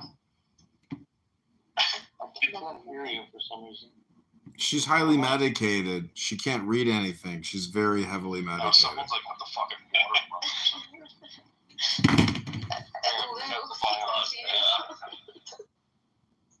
Are you like in a river? Like, what the fuck is that? There's like a underwater. I'm on the highway. Oh, it's traffic. It just So started. my audio's been all fucked up, dude. Bro, I don't know what you do to those fucking headphones. Like, I don't know. Voice isolation. You know, like those headphones you pick up the beach and then it's like, oh, you're thinking of the ocean. That's what it sounds like constantly when you're off mic. It's just like the constant fucking like echoing. You mean you didn't know that before? Lou's never sounded good on this app. He's always been an ineffective communicator. Is he dead to you? No, but it's hypnosis regardless. I mean, you could talk about AI for the next 100 years and still never accomplish nothing. That's right. I'd like domain names. Do you have to register to accomplish something, bro? I don't know, bro. I'm done accomplishing things. I'm meditating now.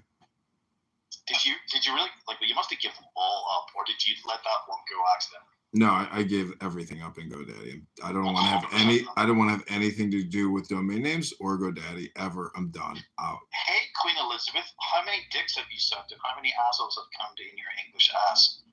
John Kitterer. P.S. Stop pretending to be a queen. You can't. John Kitterer. Amazing. I don't know what you're talking about.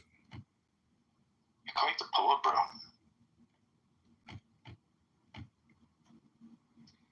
I'm ready for this roast. I just need to get me yourself a bottle of red wine and me pizza. I'll be back in 20 minutes with me pizza and me wine, and you can roast me all you want. That's right. Soldiers of the U.S. Army, I have one message for you. Protect liberty wherever you may travel. Have good thoughts. Have good actions. Have good outcomes. Keep smiling. Never surrender. Unless you turn and conquer. See our enemies driven force. Let us John Kitterer. That's right. That's the philosophy. Now you get it. She's alive again. She's alive to you now.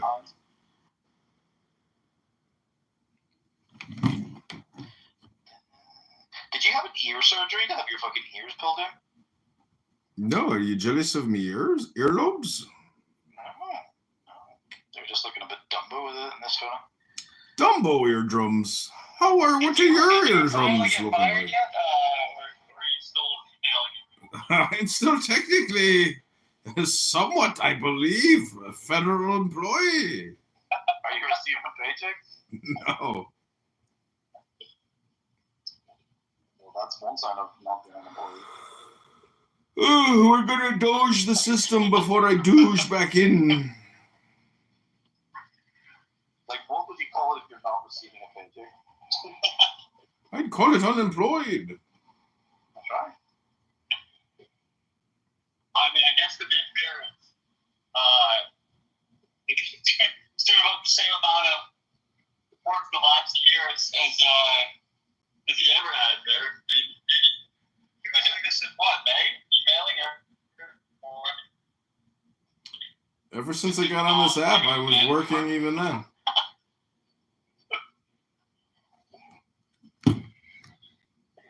I'm doing what must be done. Ask not what your country can do for you, but ask what you can do for your country.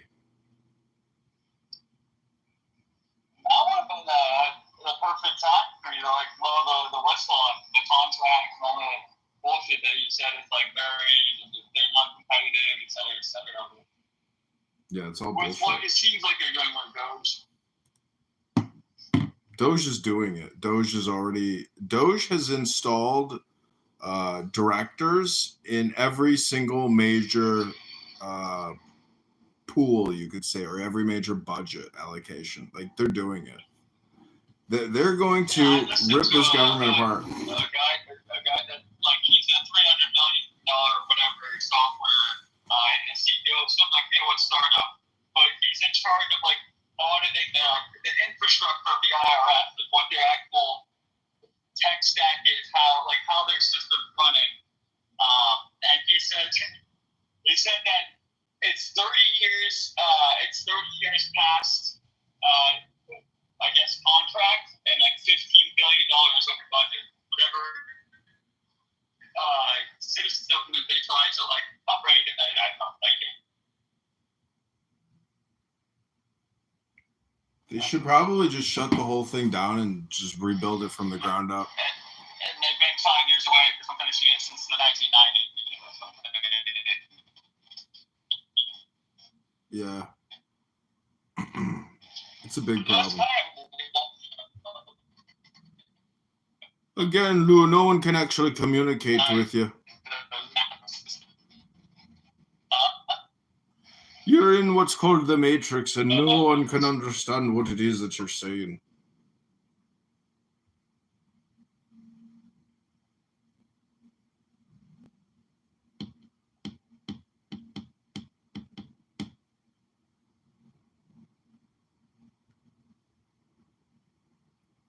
Sure.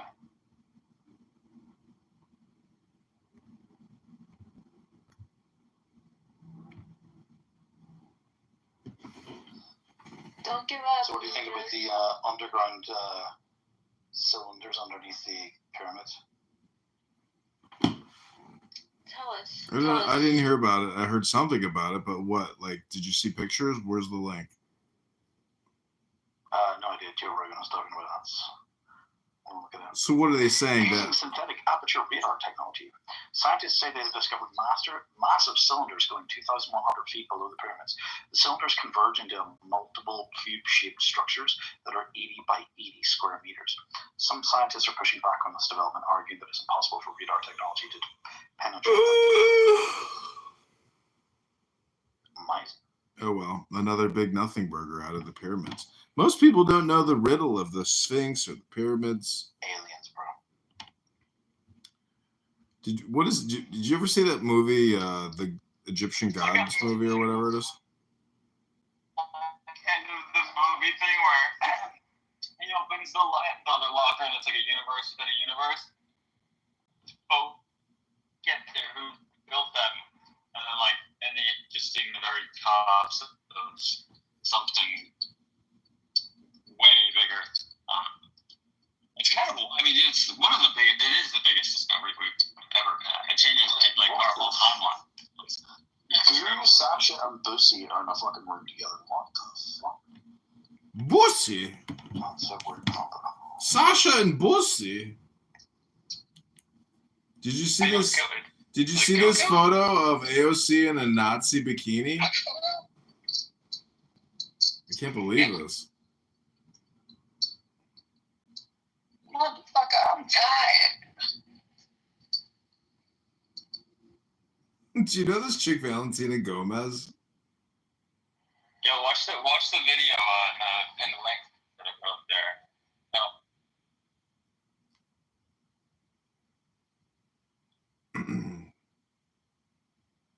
What you? Okay. Let's see. Many all-star engineers are taking major pay cuts, suffering from harassment, including death threats. It's true. It's true. These people are like, to the federal employees that are like, being told what to do, they're getting destroyed. Tim went to the room. Tim went to Goon's room.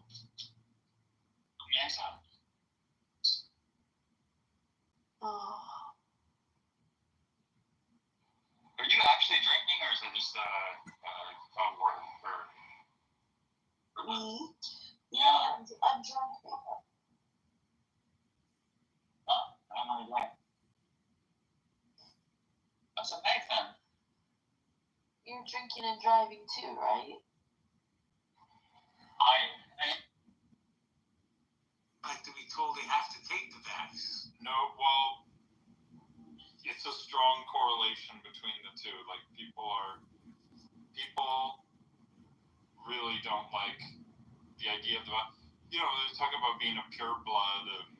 Like there are women who won't date you if you men will date you. Forget it, but women won't date. Felt like.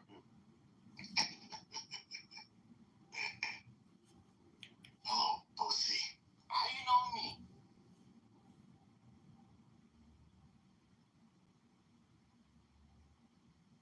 Some women won't date you if you got the vaccine and if you voted for Donald.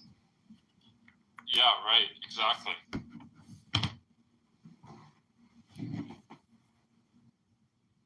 Yeah, there's a lot of TDS out there, and women, they are just captured by leftist idea. Like it's a big problem, and it makes them infertile. I don't know if it makes them infertile. See, you're one of those lunatics that believe all these conspiracies. Not physically infertile, just like then it causes them to make life choices that lead to not having. I love my kids, but man, they were fucking expensive growing up. I could have bought like 5 houses right now. Oh, wow. What I spent on. Yeah. What do you think? What conspiracies out there right now that you would say you feel is actually not a conspiracy? It's true. Which one is number one for you? That the CIA and the Mossad were involved in JFK's assassination. The CIA, 100%. Why Mossad? I mean, they're listed in the document. Some of the people involved in that conspiracy were part of Israeli intelligence. And I think part of it was Kennedy really didn't like how much Israeli political and how much political influence they had, and he was going to try to push back on some of that. And so I think that they had an interest there. I know he wanted to disband the CIA from the Bay of Pigs, but I didn't know about the Mossad. What's up there, Miss Shirley? We're talking conspiracy, Shirley. Did the COVID vaccine kill George Foreman? What is your opinion on the COVID vaccine? If you don't want to come up, put it in the chat. Also, Roger Stone posted, guess who was in Dallas on the day of the assassination who later denied he was there? Who's that? President George Herbert Walker Bush. The future director of the CIA. Correct. Yeah, I have no doubt that. Oh, we got Benjamin Netanyahu. Yo, Benny, you better enjoy your freedom. They're gonna indict your ass as soon as the war's over. And he fled. See, I start speaking some truth. Benjamin Netanyahu didn't have as much criminal problems as the Donald did. But I agree with you. I think the CIA took out Kennedy because he was going to disband that organization, the deep state, and they would have none of it. And by the way, here's a conspiracy I actually believe. I believe the Democrats try to kill Donald Trump. I wholeheartedly believe that. Well, we do have questions of like who the hell was this kid, like out of nowhere, how he got in that position and so forth. Shirley came up. We triggered something. What's up, Shirley? But you would think he's in charge now. Like, he would have been able to figure, like, they would have left some fingerprints somewhere by now that... The people that tried to kill him were linked to BlackRock. Is BlackRock the Democrats, or is it just globalists who don't want to deal with him? Just saying. That's a great question. And, okay, so I'm like 6 years old or something when Kennedy was shot. And my dad from the beginning he's always thought that George Bush had something to do with it. He was, a CIA. He was in the CIA.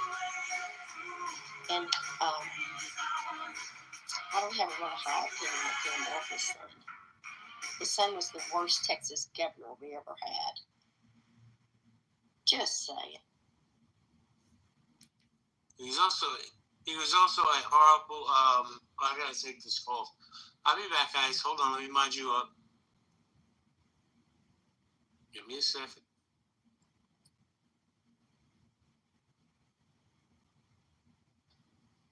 Double, tell me who you are. What do you mean? This is Agent Malone. Have we spoken before? You've spoken to me. We haven't talked that much, but we've been in many rooms together. Okay. So what are your thoughts about it? Wait, sorry, about which one? Just anything. What are you thinking today? Thinking a little bit about the CIA killing Kennedy and what the implications are and what the, I don't know, what we should do about it. But I don't know. What is there to do about it? I don't know. They're kind of bad dudes. They go around and cause a lot of trouble, don't they? They've caused quite a lot of trouble. Like all over the world. Yeah. I'm not sure I want like shadow organizations, unaccountable shadow organizations having that much meddling and control over our lives. And it's such a sham. The whole democracy thing is such a sham. It's like we can well up enough thing to tip the balance on a few issues now and then, but usually they're just very manufactured and like presented to us, and it's sort of like the people in power don't really care, which we get so distracted on like these few issues that don't really matter. They don't really change anything. It's just like, oh great, we got rid of the trans bathrooms. Like, oh, we won. Like, does anybody care? The thing is okay. I've got a friend who used to cook on a ranch where the elites would come and decide our fate. So he doesn't really think that we have any control. But I have seen moments, glimpses of control. In the 80s, 90s, they were arguing over homeschool, and they were trying to pass a bill. There was just, how they have these bills that have little tiny things that they slip through? Well, the homeschool people were really watching, and we caught them. And I wasn't homeschooling, but all my friends were. And we lit up the phone lines. And you cannot believe how fast they backed off of that. And in the state of Texas, they tried to, they were going to try to shut down homeschooling. And there was a black mother in the Houston area that was the NASA Houston area that was homeschooling. And they thought, oh, we've got a black woman. Turns out she was a NASA engineer. She toasts their buns. It was great. Oh, yeah. So there's those moments when you have justice. But I'm like you, Double. We're not getting a lot of justice. So, anyway. Yeah. So, what do you think about George Foreman? Did the vaccine hurt him, or was he just old? I think he would. Well, okay, I don't know. I didn't open this room, so I haven't looked into it at all. But I'm guessing. I think it's just. I don't think it really contributed that much to his death. He was an old man, and he was a boxer. I mean, yeah, that's going to shorten your life. He's a bit overweight, you know. Well, 76 is almost a full lifetime for an adult male. Yeah. So it's not out of the ordinary that a person would die at 76. Yeah. I say that, my husband's 76, I'm banking on 10 more. So, I hope he doesn't see it in the news. It'll make him sad. He'll be thinking, oh my God, he's 76. This is not a talkative group, Agent. Yeah, let's see. No one's raised their hand, so. I think it's open. I think they could just come on up. Come on up. Everyone can raise their hand, so come on up, yeah. And Jay will be back momentarily. Okay. Oh, wait, we got a hand up. We've got a hand up. Let's see. Dot, we invited you up. Well. So what's up, man? What do you think about anything? Hey, Double Joey. Just a quick question. I know JFK files were released. I didn't read them. But to say CIA did it, is that like that? Is that like that obvious? They did it? Is it out there? I think there's a lot of circumstantial evidence around it. I'm not sure that. I don't think the documents say it so explicitly, but. There you. Okay. Yeah. What were we talking about, gentlemen? JFK. Oh, JFK. The CIA took out JFK. I don't know about, and the mafia was involved as well. So does it mean Trump's gonna dismantle CIA? He should, right? I don't think he's going to dismantle it. He's going to use it as a tool for himself and against his enemies. What's up, Eric? Yeah, I don't think he's going to dismantle it. But I do believe that the Democrats try to kill Trump.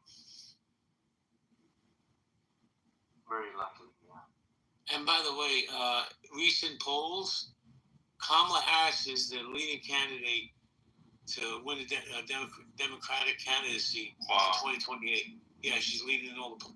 Does she want to run? I believe she does. I mean, listen, who else could waste $1 billion in 3 months and have done the show? That would be amazing if she ran again. Yeah, that would mean 4 years of J.D. Vance.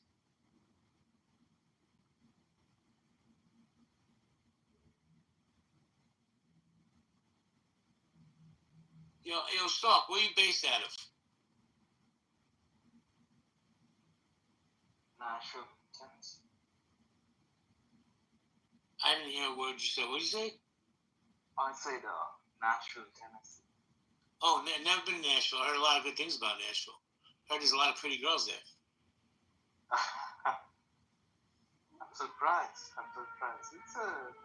It's a good place. A lot of music. Well, if the girls are 16 and younger, double.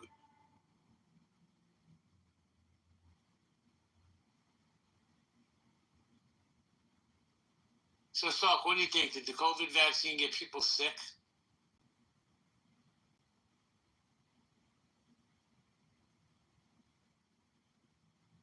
He ran. He got too close to the truth. Yeah.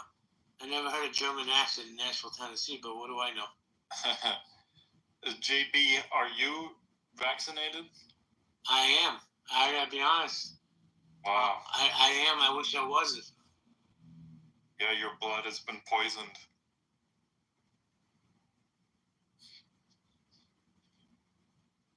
Juice Way says, if you take the poison, then you're already sick. Yo, Juice, let me tell you something.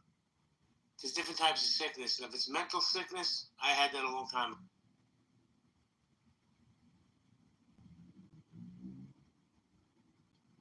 Yo, Malone, how long you been on this app?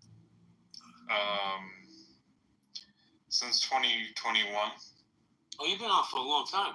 I've been on since the beginning as well. But I remember when COVID first happened, bro, there was literally 5,000 rooms about COVID. Yeah. I wish I was here in 2020, the first year. I was, man. And it's changed so much. People who thought they were influencers found out they're just regular plumbers from Cleveland. That's funny. I think when Clubhouse did the Thanos snap, it humbled a lot of people. Which one? What do you mean? When it changed versions, when it became this current version, when you lost your followers. I remember a so-called influencer, Honey Shakur, who was a professional panhandler. She went ballistic. She's like, "What do you mean? Those are my people. I earned them. Why are you taking away my followers?" And she was tight because she was making big money on this app. Wow. And she had no talent. Her talent was she wouldn't shut the fuck up. Oh my gosh. And she'd have her Cash App up, and that girl would clean up. Listen, I respect the hustle. Vendetta, am I lying, bro? I'm not lying. She's a hustler. And boy, she got a lot of suckers on. I remember one time, Agent, no bullshit. We were a bunch of people in Grant Cardone, a bunch of other so-called big shots. And she's at the mall with her kids, and she's like, "Uncle Grant, can you cash out me some money?" And then she put her kids on the phone and said, "Hey, Uncle Grant, can you send us some money?" She got like 6 people that sent her like $500. Wow. That's pretty good. Good hustle there. Bro, she is a hustler. She's a panhandler. Like, I live in New York, right? So, Vendetta's a green. So I don't even know Vendetta, but Vendetta's a green. He's a green. But let me tell you something. I live in New York, so if you drive certain parts, you got all those panhandlers come knocking on your window. That's her. That's Honey Shakur. Knocking on your window. May I have $1, sir? $2, sir? But, how do you get mad at the hustle? Listen, one thing I say about her, she wasn't a con artist like some of these other motherfuckers grabbing money with both hands. She at least was respectful and said, "Can I please have $500 over?" And then she put her kids on the phone, bro. How do you put your kids on the phone? That is bad. Yeah, shameless. People like pimp out their children. It's horrible.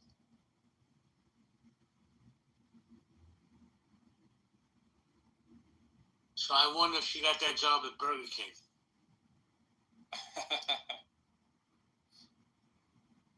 Bro, no bullshit. She tried to get into the rap game. Now, I'm a middle-aged Caucasian guy. I don't know much about rap other than Biggie. She was atrocious.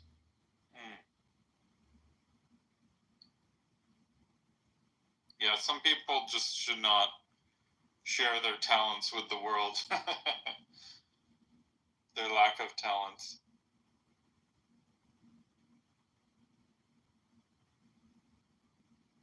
So where you at now? You in America? You in Canada? You in Bali? Where you at? Yeah, I'm in DC now. Oh, word? You should come up to New York. Yeah, maybe I will. Come up to New York. Me, you, and Uncle Norm will go out to dinner or after lunch. That'd be fun. Yeah, and what we'll do is we'll stick him with the bill. Trust me, he can afford it. I bet he could. Whoever's vaccinated in this room, just raise your hand.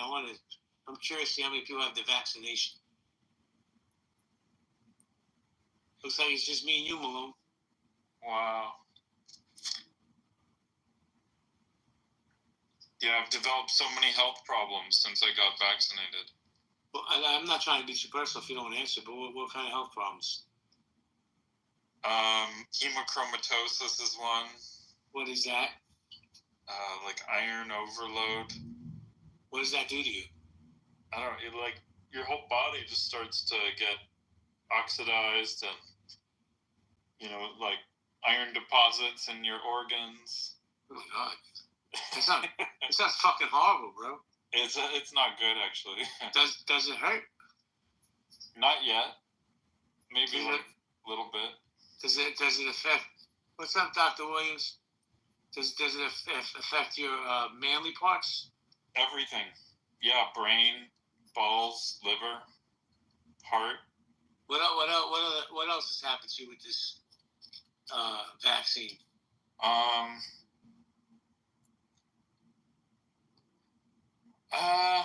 I don't know. Well, slowed down a little. That could just be aging, but yeah. Well, I hope you feel better, Dr. Williams. No, how old are you, Malone? You're like 25, right? No, early 40s. Oh, it's aging. Do you wake up and your knees hurt? Yeah. Well, welcome to the 40s. Well, welcome to the 40s. Yeah. They hurt a little bit. Just walking, just going up, Sorry, I'm just pinging people in. So what else do you think is affected? Matt Cool, I got a question. Come to the stage, bro. Respectfully, Matt Cool. See, that's the only way you'll come to my stage if I'm nice to you. What's up, JB? Yeah, you've been trying to ask me something for a while. I'm curious what that is. I forgot. It's old age. Yo, Matt, are you vaccinated? Yeah. Oh yeah, which one did you take? No, I'm vaccinated. I didn't do the vaccine. That's a smart move, man. Me and Agent here are both vaccinated. And I gotta be honest, I regret getting it. Right? Do you have a fourth leg coming out of you now, or you got something going on? Nah, you know when you don't feel right, and I just don't feel right. I mean, I'm not sick or anything, thank God. I just don't feel right, and I get very sluggish very fast. Now I did some blood work, not diabetic or any of that other stuff, but dude, I'm telling you, in my entire life, I've never gotten as sick as since I took that vaccine. I'm talking about just colds and shit. I had the flu like 2 weeks ago. That put me on my ass. I hear you. Actually, you're not the only person that's told me that. By the way, have you noticed that people that you know who kind of been like on the older side maybe have become a lot more sicker since they took the vaccine too? Like, and other things have sped up too. Like if maybe they had some issues with other health issues, that those things have kind of like come to a head. I don't know if you've noticed that too. You think it's Matt? Yeah. Hold on. You think it's because of the vaccine, or just Americans are getting older and sicker? I mean, I don't think the vaccine helped. That's my point. I think it sped things up. I think it's like this is my conspiracy theory. I'm not a huge big person of that, but I think it sped on things like depopulation or something.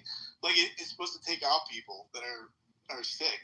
That's where I'm going with that. But we're talking all conspiracies tonight. What do you think about the what's up, Adams? What do you think about the JFK file being released? You think that was the CIA who killed him?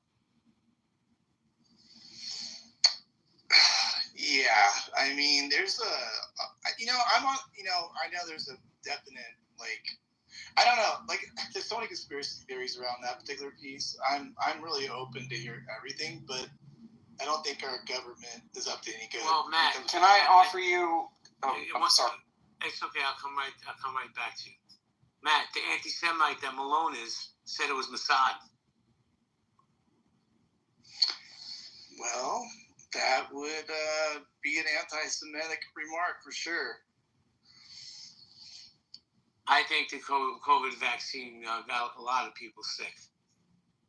Let me say, Adam, just hold on 1 second. Let me say hello to my man David up in the Pacific Northwest where they have clean air. What's up, Davey? We do have clean air. Good evening, everyone. Just headed to dinner. Just wanted to say hi for a minute. Dave, you vaccinated? You know what? I took the first two. I was almost. Which one? 2020. I took the first two Pfizer that I got at UW Medicine, and then after that, I saw people getting like the cytokine storm. More reactions to more inoculations. So I just decided, I'm healthy. I don't need it. I didn't get it for 4 years. I worked every day. I went to the grocery store. I went to the casino as long as they were open. I lived my life, and I didn't get COVID. I mean, I know people who died from it. I have employees that died from it, but I was lucky. I had COVID twice. Didn't do shit to me. I was sicker with the flu 2 weeks ago. What's up, Dr. Adams? How you doing? Good to see you, my friend. Good to see you as well. I'm trying to limit my time on this app these days. Don't blame me. Yeah, strange crowd. But here's what I will say. Looking at what Matt had just said, and I'm offering this as a point of conjecture and also as an alternative theory as to how JFK met his demise. Do you think that maybe perhaps he met his demise as a result of Palestinian national radicalism in the same way that his brother met his demise at the Ambassador Hotel? I'll tell you what, I learned Jack Ruby was a Jew. I didn't know that until I read that. Well, there's also a conspiracy theory that Sirhan didn't kill Kennedy because he was in front of him. It's been Kennedy debunked. died. That's been debunked? It's been debunked multiple times. The man confessed. But whether he confessed or not, we don't know the situation or circumstances, Adams, that made him confess. So let me ask you a question. Just as, people who aren't Jewish can face anti-Semitism, is it the same in terms of looking at how Palestinian nationalism can actually be deployed through other groups? It's kind of the same thing. We saw a bunch of Americans, following 9/11 that decided that they wanted to join ISIS. Well, you got all these college campus kids, these dinglings. That's my point. Yeah, they run around. But Columbia just backed down today. They're putting a mandate where you can't wear a mask on campus anymore, which I think is a good thing. They should do that throughout the state. Oh, Raj, what's up? Jay, how are you? I'm doing fantastic. And yourself? Good. Caught up in March Madness. Great tournament. St. John's going to win the whole thing. Put your money on it. Yeah, they got a tough one tomorrow. They're going to beat Arkansas. That's not even a problem. So let me ask you a question, Raj. Are you vaccinated? To the max. Have you felt the difference in the way you feel in the last couple of years, or are you still the... My arm was swollen when I took the COVID shots, but no, I'm fine. Oh, Raj, who killed JFK? Lee Harvey Oswald, Dallas, Texas. By himself? Yep. I have to tell you respectfully, there is no way anybody ever convinced me there was just one shooter on that day. Yeah, but no definitive proof. Sir, the path of the bullet is proof enough that bullet could do loop-de-loops through two people from one. Okay, who was in on it? The CIA. Did you ever see the Zapruder tapes? Yes. Or radical pro-Palestinian nationals? Because let's not forget, his brother was shot and killed by a pro-Palestinian national. So I'm just looking at a pattern. You know what I mean? I'm looking at a pattern and looking at what was going on at that time that set a lot of stages for, further geopolitical conflict that we, experience today. At that, ultimately through his brother in an outright candid confession, explained his reasons for the crime. It was due to Palestinian nationalism. So, I've gotten a lot of heat over the last couple of weeks for saying the quiet part out loud. You do not have to be Jewish to experience anti-Semitism, and you certainly do not have to be Palestinian to exude a certain level of radical extremism towards a Palestinian cause on U.S. soil. Well, let me just say this real quick. David, let me just say this real quick. my man Harry Balzac down in the VIP section, he felt some extremism today. Yo, Harry, I tried to stick up for you, my man. I love Harry. They were having none of it in that room. But I tried. Who's fucking around with Harry? I'm gonna have to fix this. Oh, you ain't fixing this one. That was Jazzy. Yeah, don't even try. So, the point of conjecture was that Harry, way back in the day, apparently called her the N-word. And, she feels them justified to be attacking him in his personhood. So I'm not going to go down that road of further explaining that, I am regressing from that beef and I am disengaging. So anything that you guys have to say about that, that's quite frankly your business.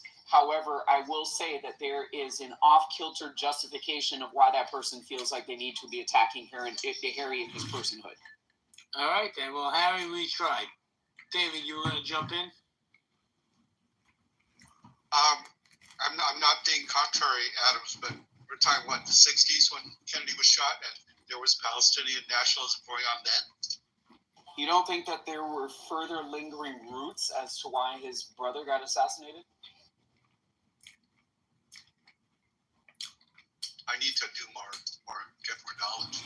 I mean, it was only about, 9-10 months before I just blurted out on stage, do you guys not feel that these protests are reminiscently familiar to a lot of the extremist Palestinian nationalism that was going on, when RFK was assassinated at the Ambassador Hotel? And I understand that there was a lot of people on this app that were working for his campaign and, felt very strongly about distancing that narrative from the overall political conversation that was taking place. But it's also a very relevant fact to introduce as to why we're seeing the radicalism as it exists today in America.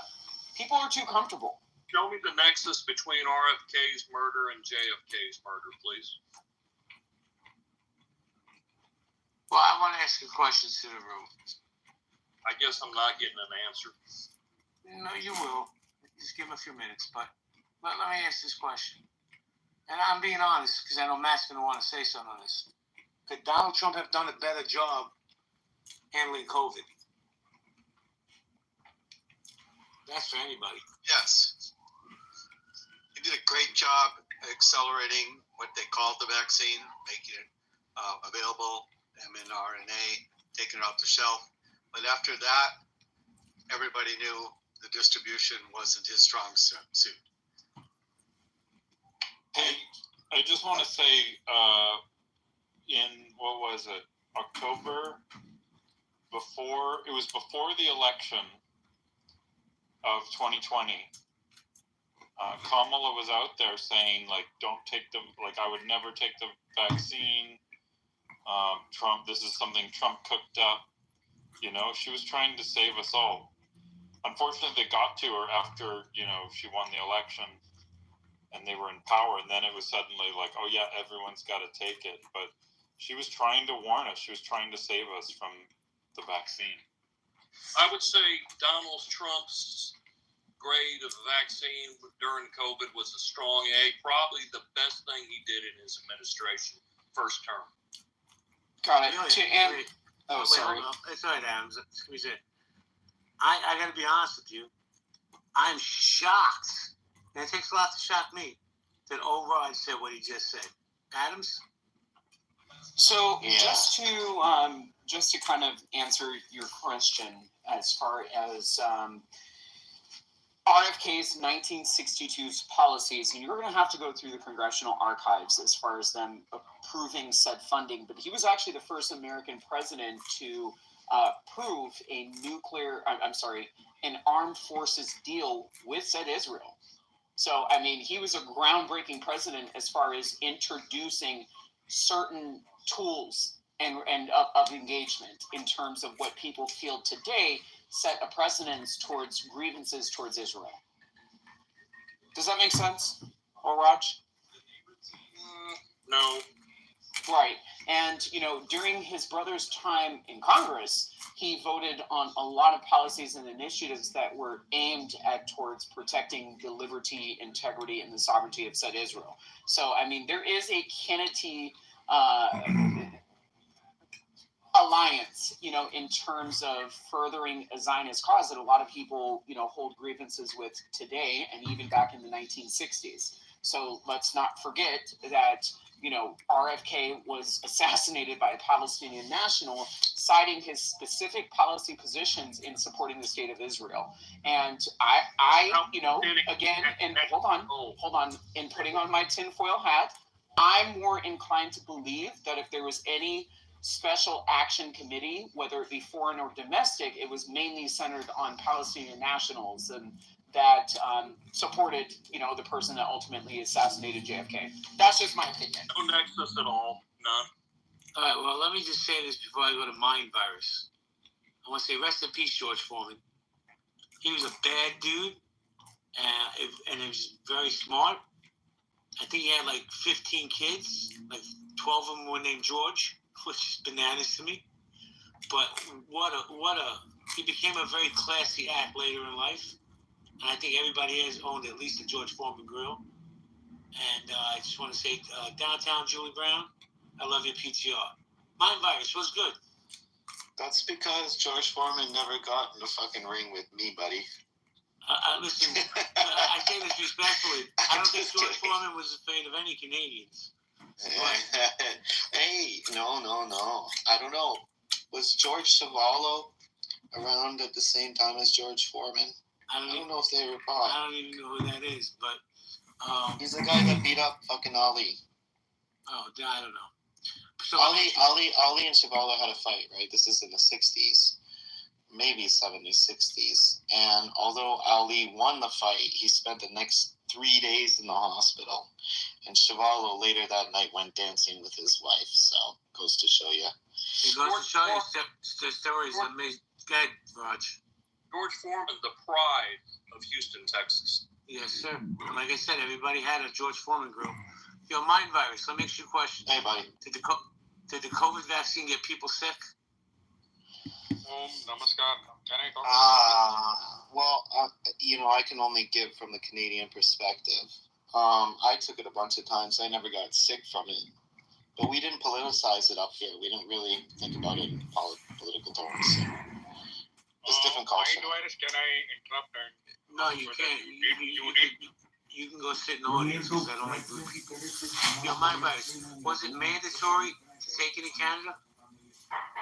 No, it was not mandatory. Except if you had to deal with a lot of people, I'm not even sure if it was mandatory then.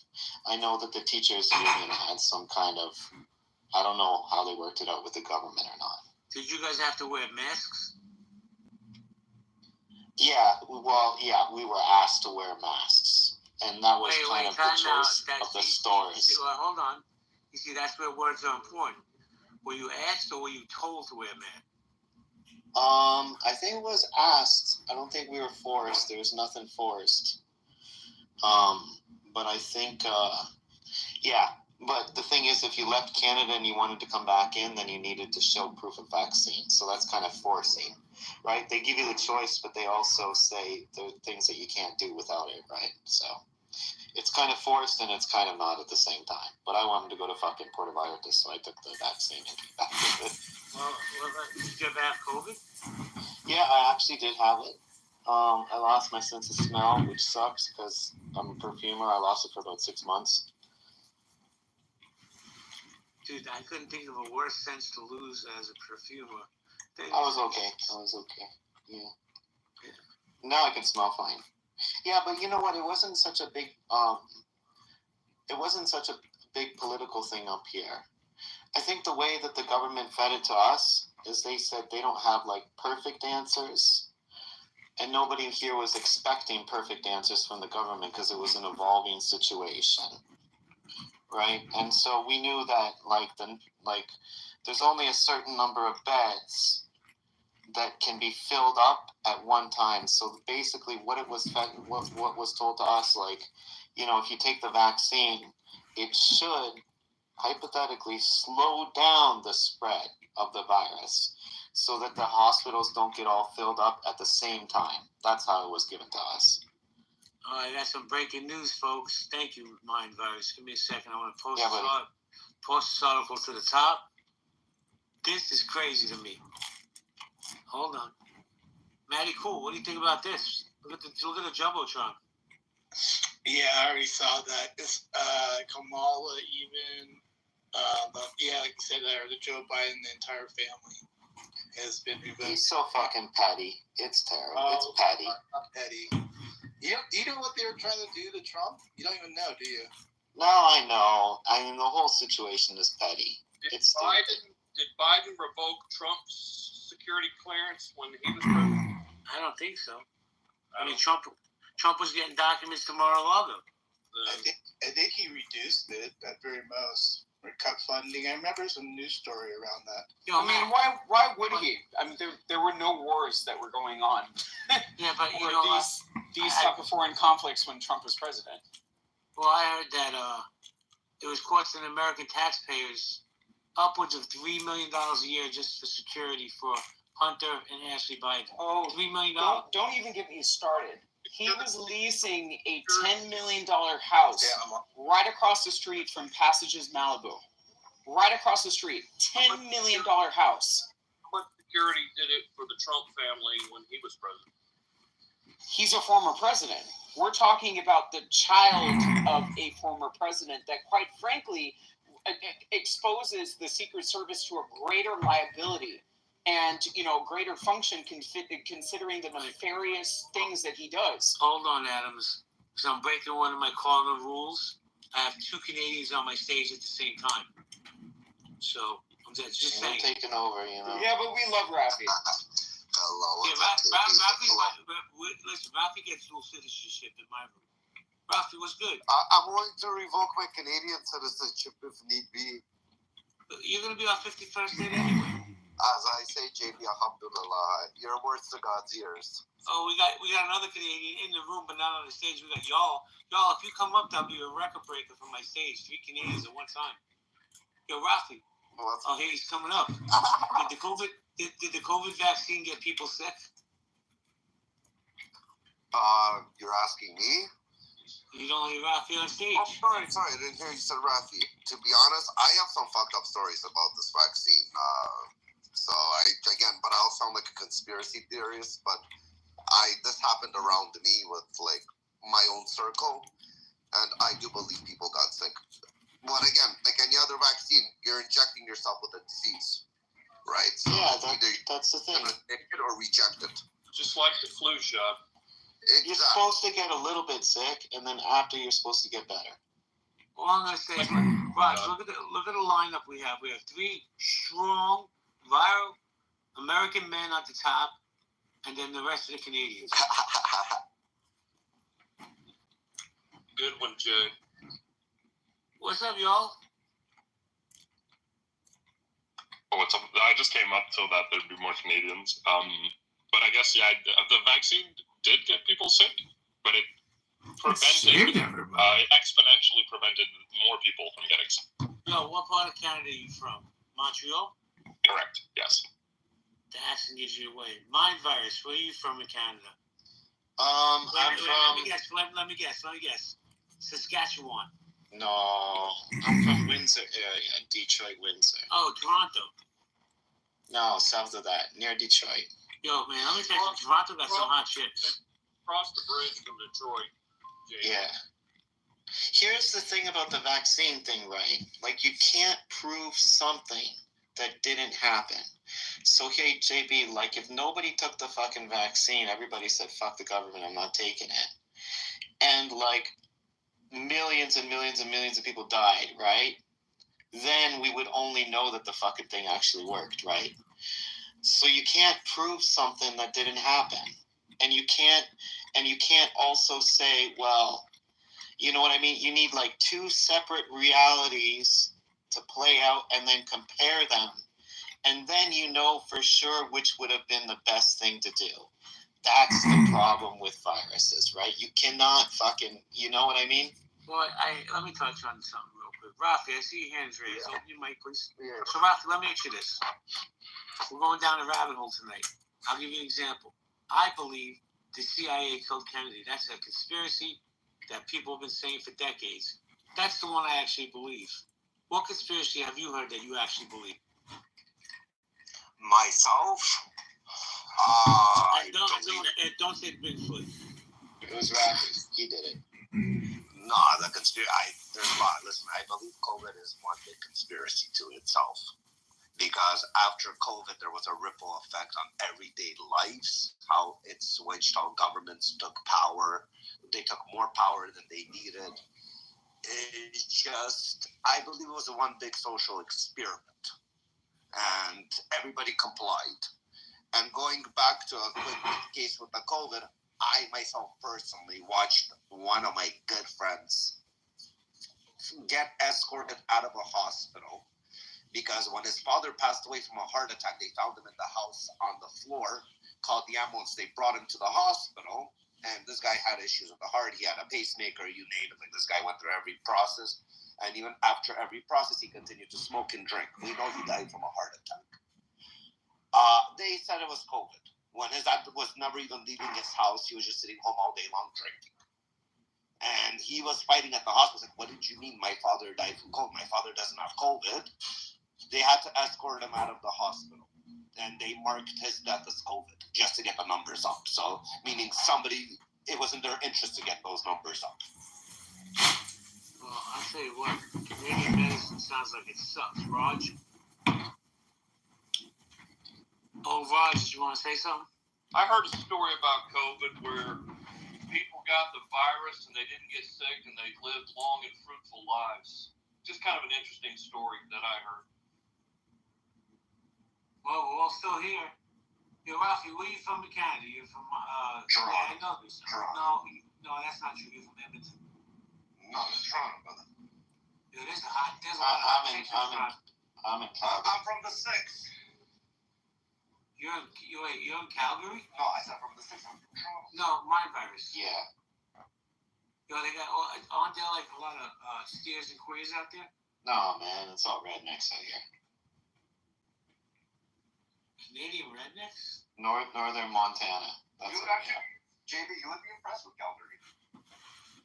All I hear is a beautiful city. I hear they also have a bad drug problem out there. No, that's fucking Vancouver, man. Vancouver's fucked. Right, Rafi? Jesus Christ. You can't buy anything there. Vancouver's fucked. Toronto, any major metropolitan cities fucked. Well, let me ask this question to my Canadian neighbors. Not you, Rafi, because I know the answer. My virus, what do you think about Donald Trump? You know, I got an interest in history, and I got an interest in why people like strong leaders. It's a truism that many people that join rising movements, they're really attracted by this prospect of a sudden and a spectacular change for the better in their lives. And I think, this widespread enthusiasm for rapid change, I've seen it before in history many times. Wait, hold on. I think Trump hold on. is kind of doing that thing. Yeah. You think people that follow Trump, and I don't want any smoke from my Republican friends. I'm just asking the question because I'm curious, I'm nosy. That's right, Matt. Give me the rolly eyes. Do you think people that follow Trump is more like a cult? No, I think it's human nature. Look, where it's difficult to advance yourself alone, right? Where you can't advance yourself alone, where it's not allowed, or where the economy's changed, right? You need to find a different fucking source of enthusiasm. And people find this enthusiasm in a leader. That's just human nature. Thank you, man, guys. He's definitely a better leader than Joe Biden ever was. Yo, what do you wait? Man, give me 1 second. Yeah, I'm sure, good. Yo, what do you think about the Donald? I'm not a fan. I think it's it's like 10 times worse than I think anybody could have predicted, and it's not even comparable to his first term. This is a train wreck. How is it a train wreck? I'm curious. Well, I mean, there's like so many things, but I guess his meeting with Ukraine is one of the things that I think is crazy. Starting a trade war, hurting the economy, and hurting the relationship with allies. I'll say to that. Thank you, Maddie. Mike is yours. No, I was gonna ask Mindvirus if he felt that Biden was a strong leader. That's my question. If a strong leader? No, man. Like the way his presentation of himself, his way he spoke. But Matt, you have to understand, like, he's completely independent. I'm not. If I say something rude about Trump, it's not because I'm a Democrat or something. I'm not like that. I'm not. No, I'm not for anybody. Wait, hold on. Do you consider Trudeau a strong leader? He was a powerful No. So why did you guys keep him for 10 years then? We have people. I don't know, man. I can tell you why. We have people like Gerald here that voted him in. Are you talking about y'all? Oh, that's his name, y'all? Yes. Yeah. Yes. Y'all, are you a Trudeau fan? I voted for him the first time around. I didn't vote for him the second time around. Thank God. I don't like. No one's a fan of him anymore. After the first time, it became communism here, so we can't really get rid of him. When we warned him off. Ralphie, what do you think about the new guy coming in? He seems to be an anti-Trumper. Which new guy that came in already that they put in without a vote, that they made a prime minister here in Canada, that we didn't get a chance to vote for? Well, that sounds like the Kamala Harris story. Oh, it's another Democrats, liberals. They play again. It's the most biggest party there is. I don't understand when people are gonna start waking up. The next guy that's gonna get in is gonna be kind of like a Republican, JB. Pierre Poilievre. Pierre. Okay. Yeah. And look, JB, we're concerned with our own shit. It's nobody. We don't have any anti-Trump parties. It's not like that. We got our own stuff, you know. This guy's an anti-Trumper, the guy that's going to be prime minister, but no, there's no anti-Trumpers or for Trumpers in Canada. What do you think? What do you think about this guy Ford, who threatened to shut the electricity off to New York? Can I just say something about Ford? He's my favorite conservative by far. I love him. I'll tell you what Ford is trying to do. Ford is trying to build his name up right now. When he does run, he wants to show that he was a strong leader. He's making. Well, Rafi, respectfully, was that the guy that was smoking crack? That's his brother. That's his brother, man. His brother passed away from cancer. He was the crackhead, yes. And he was mayor of Toronto. He was mayor of fucking Rafi's town, bro. Correct. He was the mayor of Toronto. But he was a good listener. He was a good guy. The funniest part, like Trump and like Ford, for example, they weren't politicians. One is a crackhead. Yep. But he was a crackhead that had common values with the common person. Yeah. So he knew what the fuck, I'm sorry for my language, he knew what the fuck the struggle was with the common person. Even though, yes, he is a crackhead. But I'd rather have an honest crackhead than a lying politician. Yeah. Lying to me because they can set structure. Hold on, Is it possible to be honest and a crackhead? Yeah, it's possible. Look at Hunter Biden. Hold on one second, guys.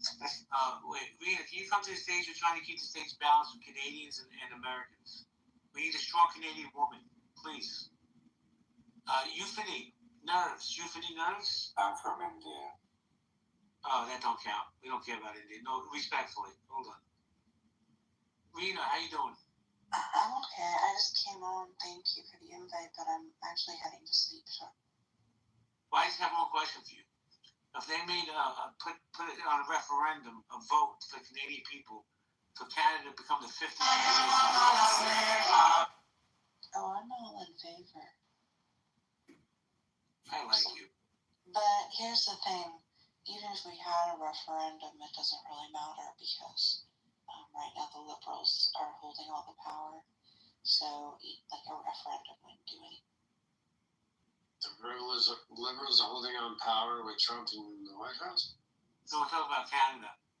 The Liberal Party. They keep refusing to call elections, and they brought in this new Mark Hardy guy. So the election next month. In like 30 days. They're gonna call it. We're gonna get Pierre and probably Rena. I hope so. The tides are turning though.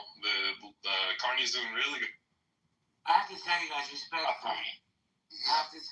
respectfully, Canadian politics is so boring compared to American politics. It really is. We like it that way, man. We want it that way, to be honest. It's fucking boring. We have scary politics. Canadians are equally as boring, so. Yeah, we like it that way. But you're so nice. No, we're not. Just positive. I tell you the thing with my experience with Canadians, not the Canadians on my stage. Don't internalize what I say. But my lived experience with Canadians is they have perfected the art of passive aggressive. 100%. Moosey, how you doing, Moose? What's going on, JB? LA? I mean, sorry, Canada would be good room, eh? Moose, what do you think? You think the COVID vaccine got people sick? Wow. Taking up season 1 of Clubhouse. OG. Well, I am an OG. I can't see this as such an our bodies react. I mean, of course, like the flu shot, they're going to put a little bit of flu strand in it to build your immune system. So obviously, if they're putting in COVID in the vaccine, you're going to build your immune system. Of course, they're putting it at controlled levels. People are going to get sick. Some will have. I mean, yeah, we're not robots. Yeah, right. So I'm saying some. Well, Moose, my experience, from my understanding, is I was fine. The majority of the population, from my understanding, was overall fine, herd immunity and all that. But yes, some people did get sick and some people did not. So I don't have there's no answer. It's not black or white. Two more questions. Two quick questions. Who killed JFK? I said the CIA. Wait. Oh, he left. Malone said it was the Mossad. I say it's fucking just Lee Harvey Oswald alone. Hey, look, JB, how World War I started. Right? It was like one crazy little dude. Sometimes that's the crazy thing about history, right? Sometimes some nobody kills somebody important and completely changes the world. It happens sometimes, Moose, what do you think, Moose? I'm going to go with the person that fired the gun, put the bullet, and ended the human's life was the shooter. So that was Oswald. Was he a patsy? He definitely was a patsy. Here's a two-part question real quick. First part is, as an American taxpayer, should we allow Canada to join America as the 51st state? The second part is, how do you feel about Greenland becoming the 52nd? I'm not going to dignify that question with an answer. Neither is going to happen. Exactly. Neither. It's like Disney, let's just call it Disneyland. Hard for a president. Neither's going to happen.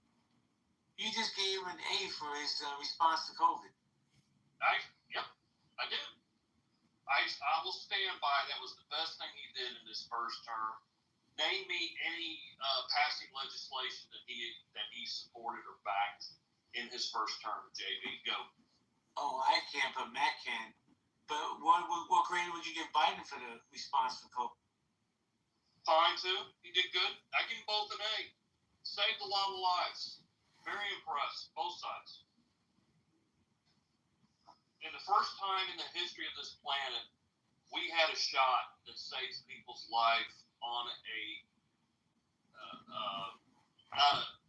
that was something that was beyond the flu. It was a pandemic. First time in the history of our living on this planet, we had a vaccination that saved lives.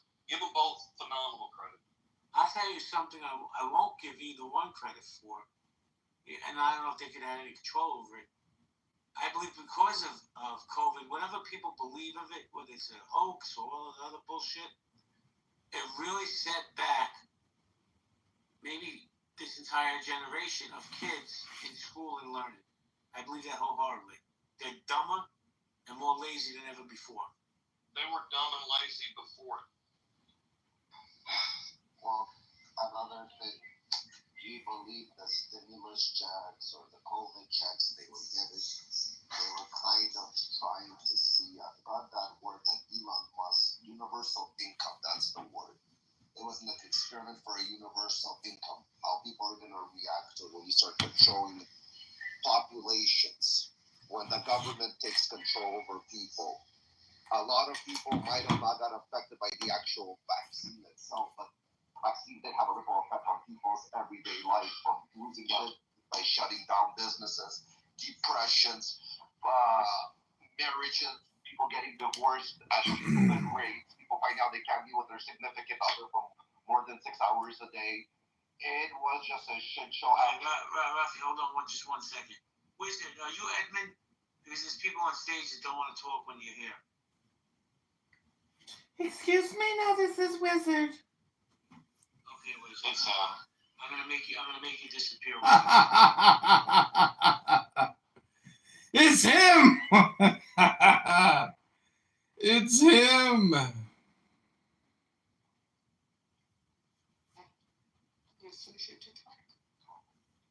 Sorry, man. No, it's fine. You love your voice. That's fine. I love mine, so I'm gonna let you. I'm dead for No, I just wanted to know, Pearl, you seemed so confident about your claim of the billions for the Hamas leaders. I Do need you have it. any That was sources? 4 billion. It's common Yeah. knowledge. Where's your sources? Common knowledge? Thousands of sources. Just Google it. A million sources will pop up. Where? If you I don't trust them, it's up to you. didn't find anything. Okay, you're right. They were all poor. All the Palestinians are so poor. I can't believe it. None of them had billions. You're right. I'm just curious, how can somebody even quantify that? Where are the assets? Where's the banks that are holding all this money? There's no paper trail. But yeah, you say it so confidently. Okay, so what is your claim? That they died penniless? What is your claim? No, I'm just No, I think surprised at how confident before you I made think that. everyone knows this. Everybody knows this. It's What common does knowledge. everyone knows this mean? What do you mean? What does everyone knows this Stolen mean? money. This is so dumb. But this is just an issue of corrupt leadership, not, nothing to do Again, with we know there are corrupt leaders. about. Again, we know there are corrupt leaders everywhere, but to say it with your chest that Hamas leader died with $4 billion. That's what was said. That was what was reported. What was reported is Can saying we read the article since you said it? you can say, Pearl, you can say that again. You guys are missing my point. You can come up and say, I've read the reports, or some news agencies have reported this and this and this. I wouldn't have come up. But you said it like it was fucking written on the fucking, I don't know. I think you're overblowing this. And I'm really not. It's just funny. It's just really funny how you said that. I'm glad you're entertained. It's not even been Do you have proven. anything else to offer? It's not even been proven. Do you have anything else to offer? No, you can't give me a source, so. I don't care about all that. Can we move on and can we talk about something that's... Of course, until the next time you say some bullshit again. Okay, I'm glad to have a measuring stick present. I'm always here waiting to call you out. So, Euphoria, what are you contesting? That they stole, or you're contesting the amount? They're saying that they stole, they didn't steal. No, I'm contesting the ginormous propaganda of all the Hamas leaders have stolen all the aid money, and they're all multi-billionaires living in castles all over the world. Right, I got that. That's allow me to be clear again, right? When we're talking about the natural occurrence Assalamu alaikum. and that they're out on a basket, no, of course humans didn't create that. Dude, all right, just stop right there. Stop right there. Stop right there. Please don't make Anthony mute you. Stop right there. Great. That's all I needed. All the extra I didn't need. So humans did not create.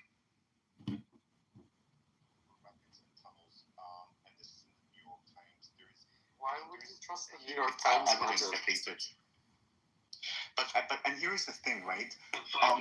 In this whole debate or discussion about Islam and Palestine, I'm finding that oftentimes we're having to be like defend Hamas. I don't think you're Hamsawi. I don't think that having heard you speaking, you're such a I don't think the majority of Palestinians like Hamas. The majority of Palestinians don't like Hamas, right? But here we are having to defend Hamas, and they're not an organization that represents our Skyler's values. in fucking Don't forget, Canada. just a I second. definitely Don't wasn't forget. defending Just- Hamas more than I was just calling out 1 minute. Pearl's bullshit. But Right, it's not I got bullshit. She's You just a agree parrot. with She it. listens to the Zios, repeats their bullshit parrot fucking I didn't talking listen points. to the Zios. I read articles. That's where I got it from. Mhm. Right. I mean, I don't Like, know about the 4 you billion. sound but I like do an know that they asshole, stole it. dude. Why are you here? Like, why are you here? Just to Yeah, be nosy? exactly. To call you out on your bullshit. Okay, why are you so Well, can we obsessed go back with me? before we get to also the other topic about this guy that you guys all seem so impassioned about when I called him out, and he still has this room crying wolf. Like, أقول لك ليش? Can I tell you why, Majid, in all honesty? yeah, go ahead. Okay. Because once again, which you've done this before, and don't cut me off, and then I'll completely go on mute, and then you can talk and counter. You've done this before, where it's مش وقته. It's not the time to call out a guy and see if he's Palestinian or not. He's making a point about a story that is true for 1 billion other Palestinians. Whether or not we think he's fake or not, he's making a point about tanks and oppression and occupation and all that shit. You derailed the room, made all the Zios happy, and called him out. For what? And completely missed the whole point that he was making. Nobody ever responded to his point. Nobody ever responded to his point about why he can hate Zionists because tanks fucking attacked him and his family and not hate Jews at the same time. And everybody started talking about, oh yeah, this guy's a fake. And Tali came up and said, I heard him here and there. But who the fuck cares about this guy? We're talking about the message that he was talking about. Well, That's what pissed me off, personally. Understood. So you may not care, Maria. Let me respond, please. Thank you. Just you just thanks. You may not care, but I do because I'm a local and I'm hearing somebody, a foreigner, speaking in the language, like speaking on behalf of the locals. And here's the thing, right? My like the story that he told was already like pretty fishy. But that wasn't where my concern was. I wanted to push back on his solution because his solution entailed a very unrealistic approach to a two-state solution that I've never heard any Palestinian speak.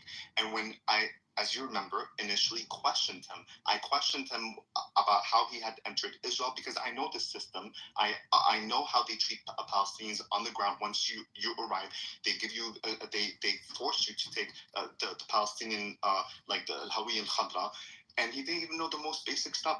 Every single Palestinian that has been to Palestine knows this, and if they don't, they know it from their families. There was a lot of things that he was saying, and yeah, it did perk my ear. I don't like people speaking on our behalf and coming. It was doing a great injustice to to Palestinians on the ground to be talking the way that he was, when he was very specifically also underscoring Israel's role in why the Palestinian state was not established, including Jerusalem being in part of the capital of Palestine. There is no Palestine without a form of solution where Jerusalem could be at its capital. That's one of the 4 stumbling blocks. So you can be dumb, you can have grown up, I don't know, in America, blah blah blah, be whitewashed, all this. But if you've been at least once, and he said at least once he's been to Palestine, Israel, then he would have known that difference. And I'm quite certain, also at the age of 8, he would have he would have known the difference between whether he was actually in Jerusalem or he was in this. There was a lot of things that he said, and I have absolutely every right to question him. Instead, he went and ran off and didn't want to confront the questions. So yeah, I do believe till now, I'm very convinced that this guy is not Palestinian. And there are reasons why people have an obsession with pretending that they are either Jewish or being Palestinian. And I think you know this. I mean, so... Well, agree to disagree. I would have just messaged him or spoken to him privately or contested his Palestinianism, but not in his IR room. But and here's the thing. His view on the solution itself, in my view, was detrimental to the Palestinian cause as a whole, because he was absolutely undermining the severity of it. Like, he was, first of all, how do you say it? He was dumbing down the Palestinians so much so that they have to prove themselves, to be able to create a state. They don't have to do shit. Israel needs to just stop with its control, the way that they're controlling the hard power of the Palestinian Authority to throttle its economy, to all the settlements, right? That's what needs to happen for a Palestinian state to and he didn't touch on any of those things. And he was dumbing down the Palestinians. Palestinians are very capable, some of the most intelligent, the most highest literate in the Middle East when it comes down to, and he totally dumbed down Palestinians. So I saw that he was doing a huge disservice to the Palestinian cause, and that's why I felt the need to speak. Yeah, like I said, we'll just disagree. I agree with you on the premise and what your issue is with him. I just don't agree on approaching him where you did and around who you did. That's just my issue with it. But it's fine, we'll just disagree. Yeah, but to me, it's a huge thing to come here and impersonate or to pretend that you are something that you're not. And I'm willing, as I said earlier, to put my bets that he's in fact not Paul. And Majid, I'm not putting down how much you feel about him faking it. I'm not saying I like as much as I can tell from somebody on social media, just because we've been talking to him for so long. But you did I'm not saying you didn't raise good points, and I'm not saying to you this is important. To me, it's not important. I don't care. I'm not saying I don't care if a Palestinian fakes, if a non-Palestinian fakes it and speaks on my behalf. I would be outraged just as much as you are. The only difference is I wouldn't fucking call him out in front of Zayos. That was my point. That's my only issue. That's it. So the Zayos were the issue here. Yeah, of course. Yes. 100%. The same way, the minute you entered that room, I messaged Jack and I said, I don't know if you heard me or if you had left by then, I said, remove all the Zayos. I don't like this in thing between us. I just don't. I would never come up, and I'm saying it now because BB has heard me say this and other people have, but in general, I would never come up and be like, Majid doesn't speak for Palestinians. I would either message you personally, or I would say, oh, by the way, I think this as well, and add to your comment or try to contest, but I would never call you out, me personally, Anaka, me. Yeah, but do you remember that how it started? I actually questioned him. I just had questions. I said, I understand how people will question someone's identity. People have questioned me. I'm laughing because I'll tell you why. Questions couldn't answer. Oh, I'm laughing and I'll tell you why. It's because I was away from my phone and then I heard you speak. I'm like, oh, Majid's finally back up and he's talking. And then you said one thing. You're like, you were talking a bunch of nonsense and my ears perked. And I'm like, oh, shit, Majid's coming for him. And I knew it ala tul.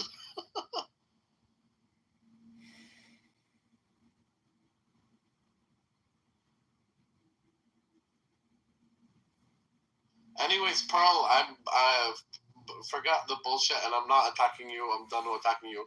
But if you go to every single one of the if you go to every single one of your, my friend or an enemy, because I know you're. I'm so surprised you don't know me. We were lovers at one point.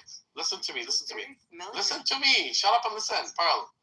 Every single one of these articles, I opened them one by one just to show you that I gave you the time of day.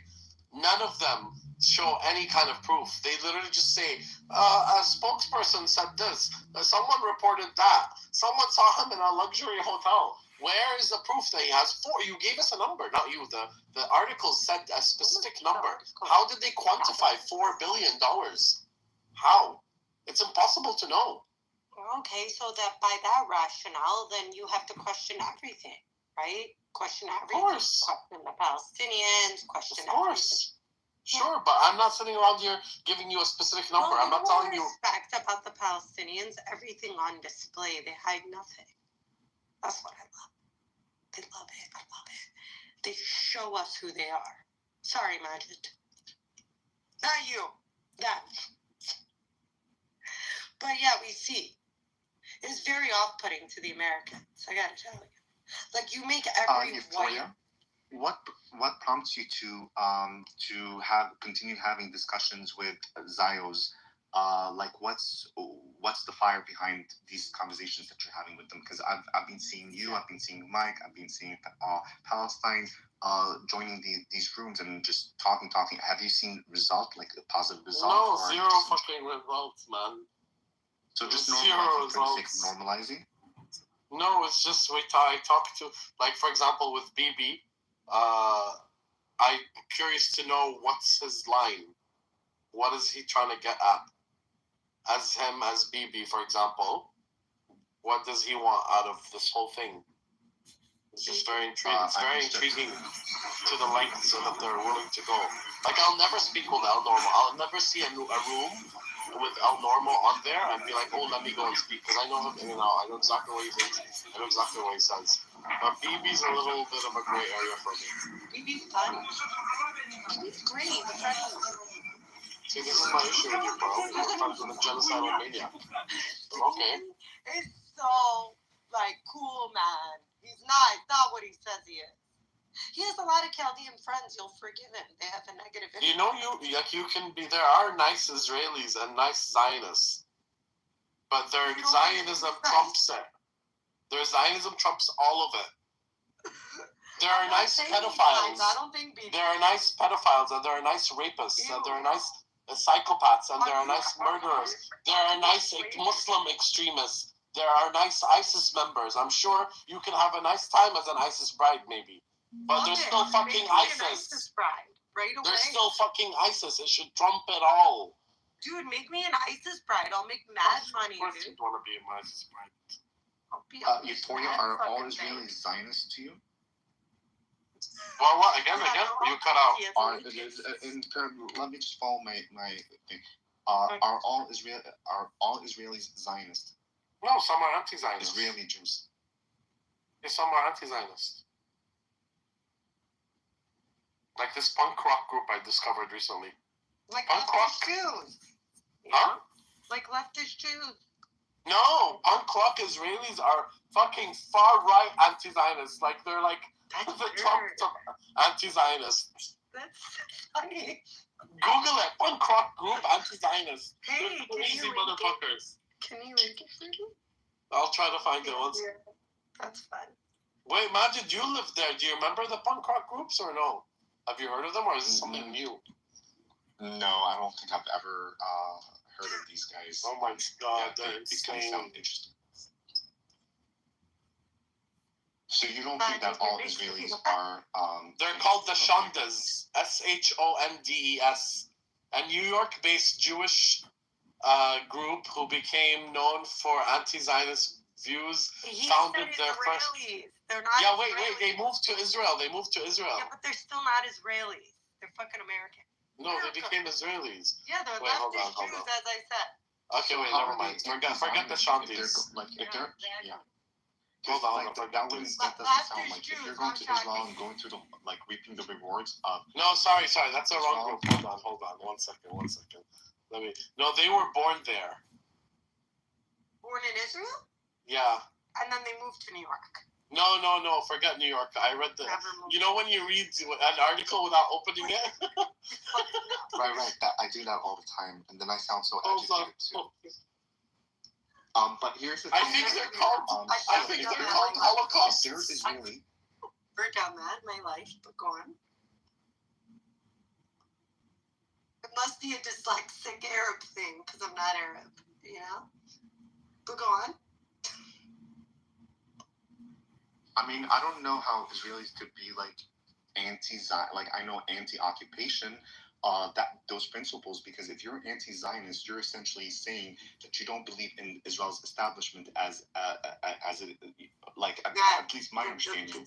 Dumbest thing ever. And so it's like, what are they going to do with their identity? Like, if you're Zionism is the ideological base. I can see myself being like if I was Israeli, and I didn't like what my government did, I could still see myself as an anti-Zion. I don't want my country. You've never been there. It's fucking paradise over there. There's no way you're gonna hate it. There's just no way. I didn't say I'm gonna hate the land. I'm saying but that's what I would. Anti-Zionist means. No, it's not. Anti-Zionist means you want the destruction of the current state of governing body of Israel.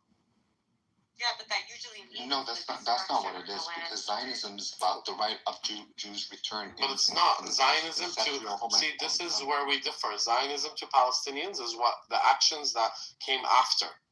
Zionism is what is the Nakba to us. Zionism is the displacement.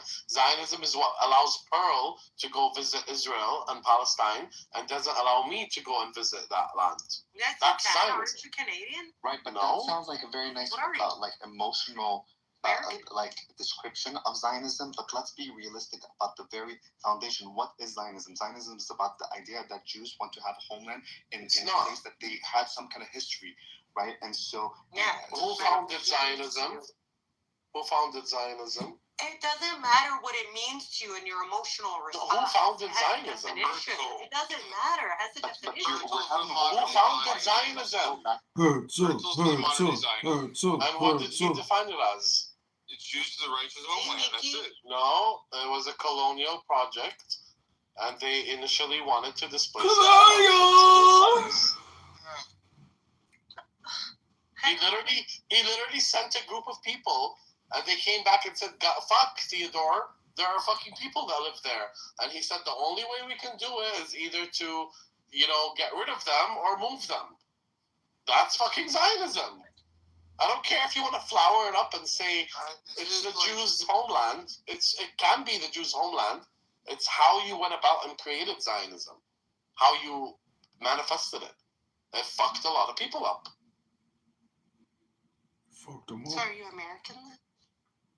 I'm fine with being I can call myself a Zionist if the land was created, with the peaceful agreement of the inhabitants at the time, and they came to an agreement, and half was Israel, half was Palestine, or if Israel decided to pick some barren land in the desert that nobody was there.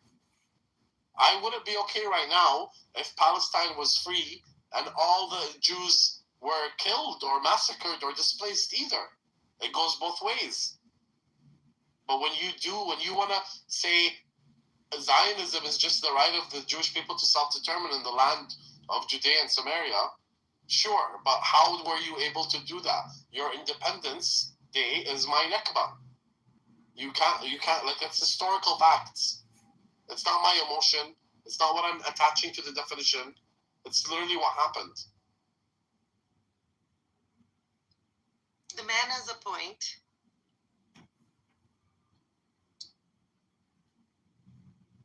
You guys, the anti-Zionist Israeli group is called the Holocaust.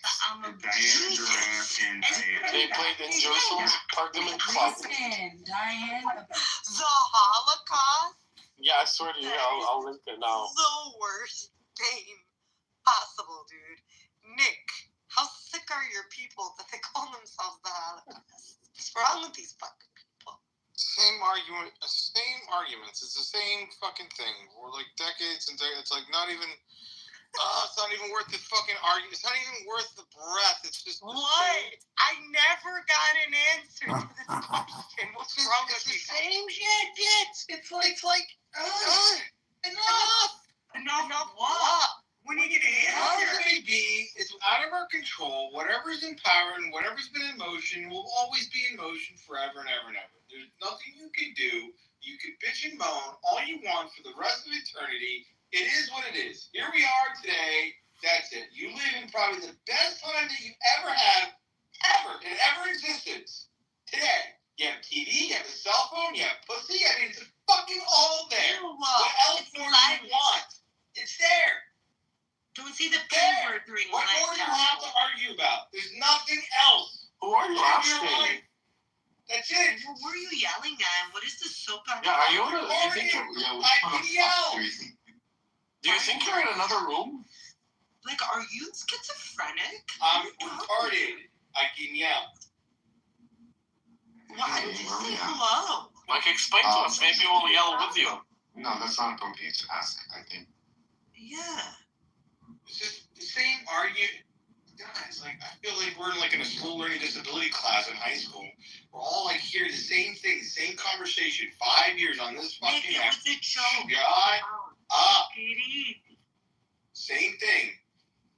Majid, I don't know if you remember me, but it's not Majid. It's Majid. Majid. I enjoyed my conversations with Majid always, so I'm glad that he's back. So nice to see you again. Oh, well, for a short time until I started going crazy and then I'll stop. Yes. It's, sometimes it can be stressful, these comments. It's the same thing. It just again and again. I know I can't talk about Palestine, Majid. I'm going to talk about Palestine in every room. The only person that can go on forever and ever without is Norm. Norm he could literally live in these rooms forever.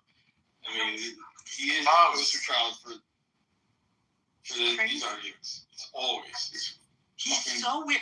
The other day he told Prince to bend over and call him daddy. Just like that. He's like, I'm going to spank you and make you call me daddy. It was totally inappropriate. Majid didn't love it. I swear. He didn't love it, dude. I'll tell you right now. We're all living in an insane asylum if we just have access to a cell phone. We all do. No. We're all literally. Michael. What? Norm said this in a big room in a very seductive voice. It was creepy as fuck. It was bad. It was bad. So bad. Bend over and call me daddy? These things don't happen in Arab rooms. But I appreciate, the zest. I didn't appreciate it. It was weird. Majid, did you like that? I thought it was quite funny, actually. And he was meeting the people in the room with the same energy, so. Okay, fine. I guess it was a little funny. It was a bit too visual, so. And erotic. But, and what was it that Mike told Norm yesterday? He said, I want you to fuck me with my nose because it's so big.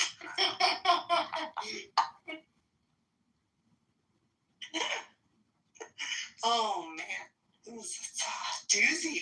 It was a doozy. It's hilarious. You missed him, Mickey. Where were you? What's going on? What's going on? Taking care of my sister's house. Oh, nice. Her dog. I'm moving into my new place. Pretty cool. Oh, really? Nice. Mm-hmm. Happy for you.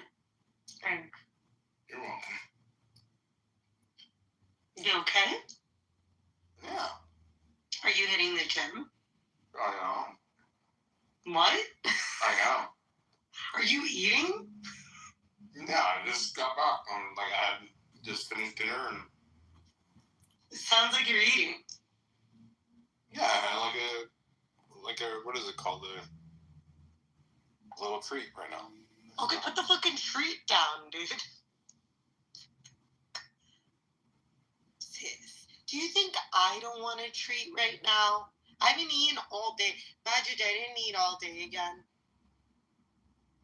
When was the last time that you had a treat, Pro?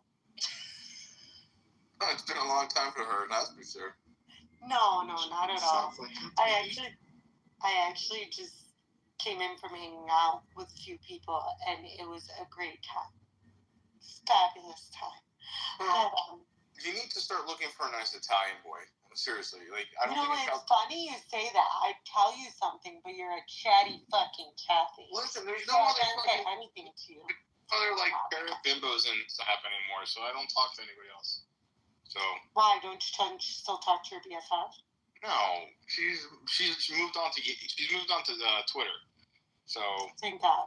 That bitch fucking tweets literally 100 times. I swear, she tweets 100 times a day. I swear to God, she has posted in her lifetime over 70,000 posts. I swear to God, it's like that many. Yeah, she's manic, dude. She's manic. Like mania. I follow a handful of people, and one because she brings a whole different types of conversation. Because she's fun to follow. She fucks with everybody. She's smart. I always like her. Holy shit! We're talking about who Magic. Magic knows. We were talking about her the other day. Magic knows her. Your best friend. Insane how much she posts. I get notifications from Alex Jones and Infowars and Joe Rogan, and that person. Why? I'm not gonna mention her name. No. It is literally 3 times more than the amount than any of the other fucking people that I follow. It is. I'm like, God, another post. Oh my God, another response. Another post. What? It's all day. It's all fucking day. It's wild. Wild. No, what do you have a problem with that letter? I don't, but it's like it's interesting because I'm just like, because some of the conversations she like gets herself involved in are like, oh, that's funny, how she's fucking with like other. Like, but like at the end of the day, I'm like, holy shit, she posts a ton all day. Nuts. It's funny. That's all. Who is this person? Hello, Jade. How's it going? Are you guys able to hear me well? It sounds a bit muffly. Oh, is it better now? Are you No, using still a a bit voice muffly. changer? No. Ooh, Pearl, good cat. That's my AirPods. Yeah, sure. Are your AirPods from We're so 1979? It's Captain Cold. It's crazy. I don't Yeah, see it's probably Rockies an are so paranoid, dude. We're so paranoid. We always have BB. Where's BB? We need to get BB in here. I'll tell you how paranoid his friend. Also, JH, did you figure out your... Go ahead. Yeah, I'm saying there's nothing to be paranoid of. I got banned on this app 4 times. No, I'm gonna rewind. Well, Oh, well, we're attracting the Mohammeds. Hey, Mohammed. wait, Pearl, you're not. Hey, bitch. Pearl, how are you? I'm American. Hey, good evening, everybody. Wait, is this So are you Iraqi or are you American? That's a good question, isn't it? Of course, it's a pro-Palestine room. Are you nuts? What else would we be? You have no soul. I think JH wanted to say something. Yeah, there's like 50 pro-Israel rooms. I think this is one of them. I'm pro-Israel. Okay, yeah, we're all pro-Israel, of course. Yeah, I support genocide. Help me out. You like genocide? Yeah, the Palestinian kids, for sure.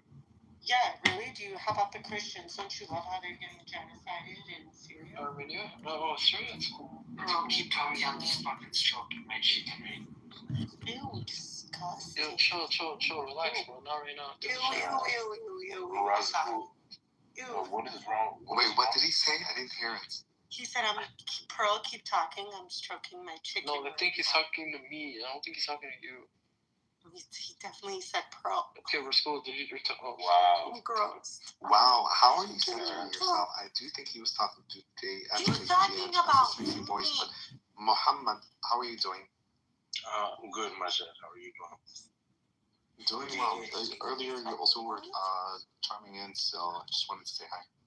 Oh, thank you. It's beautiful to be in this space. Just a lounge. Just relaxing. What's the topic? No fucking way. Are you? Can I ask where you're from? Originally, my parents were Morocco.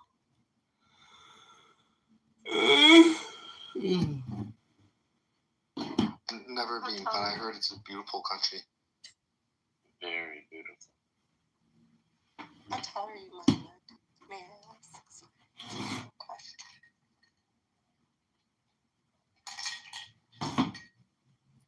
Pardon, Pearl? I didn't catch that. I'm sorry. I said, which city in Morocco are you from? Up your ass. That is weird. Right. The moment in this room, the moment you question people on where they're from, they just disappear. You know? Welcome back to another episode of Low IQ Dumb People here on Clubhouse, talking about nothing, wasting all their time. Inshallah, Allahu Akbar. I'm recording you wasting your time. It's not worse. You're doing it worse than I am. Allahu Akbar. Don't be so angry. Your time is coming. You can be resettled in Egypt. It's great news. You got a new house. You're gonna be successful if you start clipping up the highlights. You gotta clip up the highlights. Clip the highlights. Note to self. Check. No one's watching your 8-hour videos. That's a Habibi and Abar Shwe Arabi. Prince, you can speak to me in English if you want, Habibi. Oh my God, just take the fucking. I got bored of is fucking rude.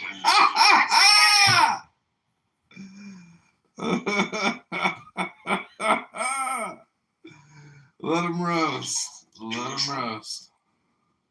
No, أنا ساكن بأمريكا كاليفورنيا. كمان أقول في أمريكا. لا والله أبد لا الحين. ويعجبني أروح صراحة. أحب أروح لأمريكا بس يعني تعرف فيزا صعبة. Allahu Akbar! Have you heard the good news? 500,000 are going to Egypt. That's the first tranche.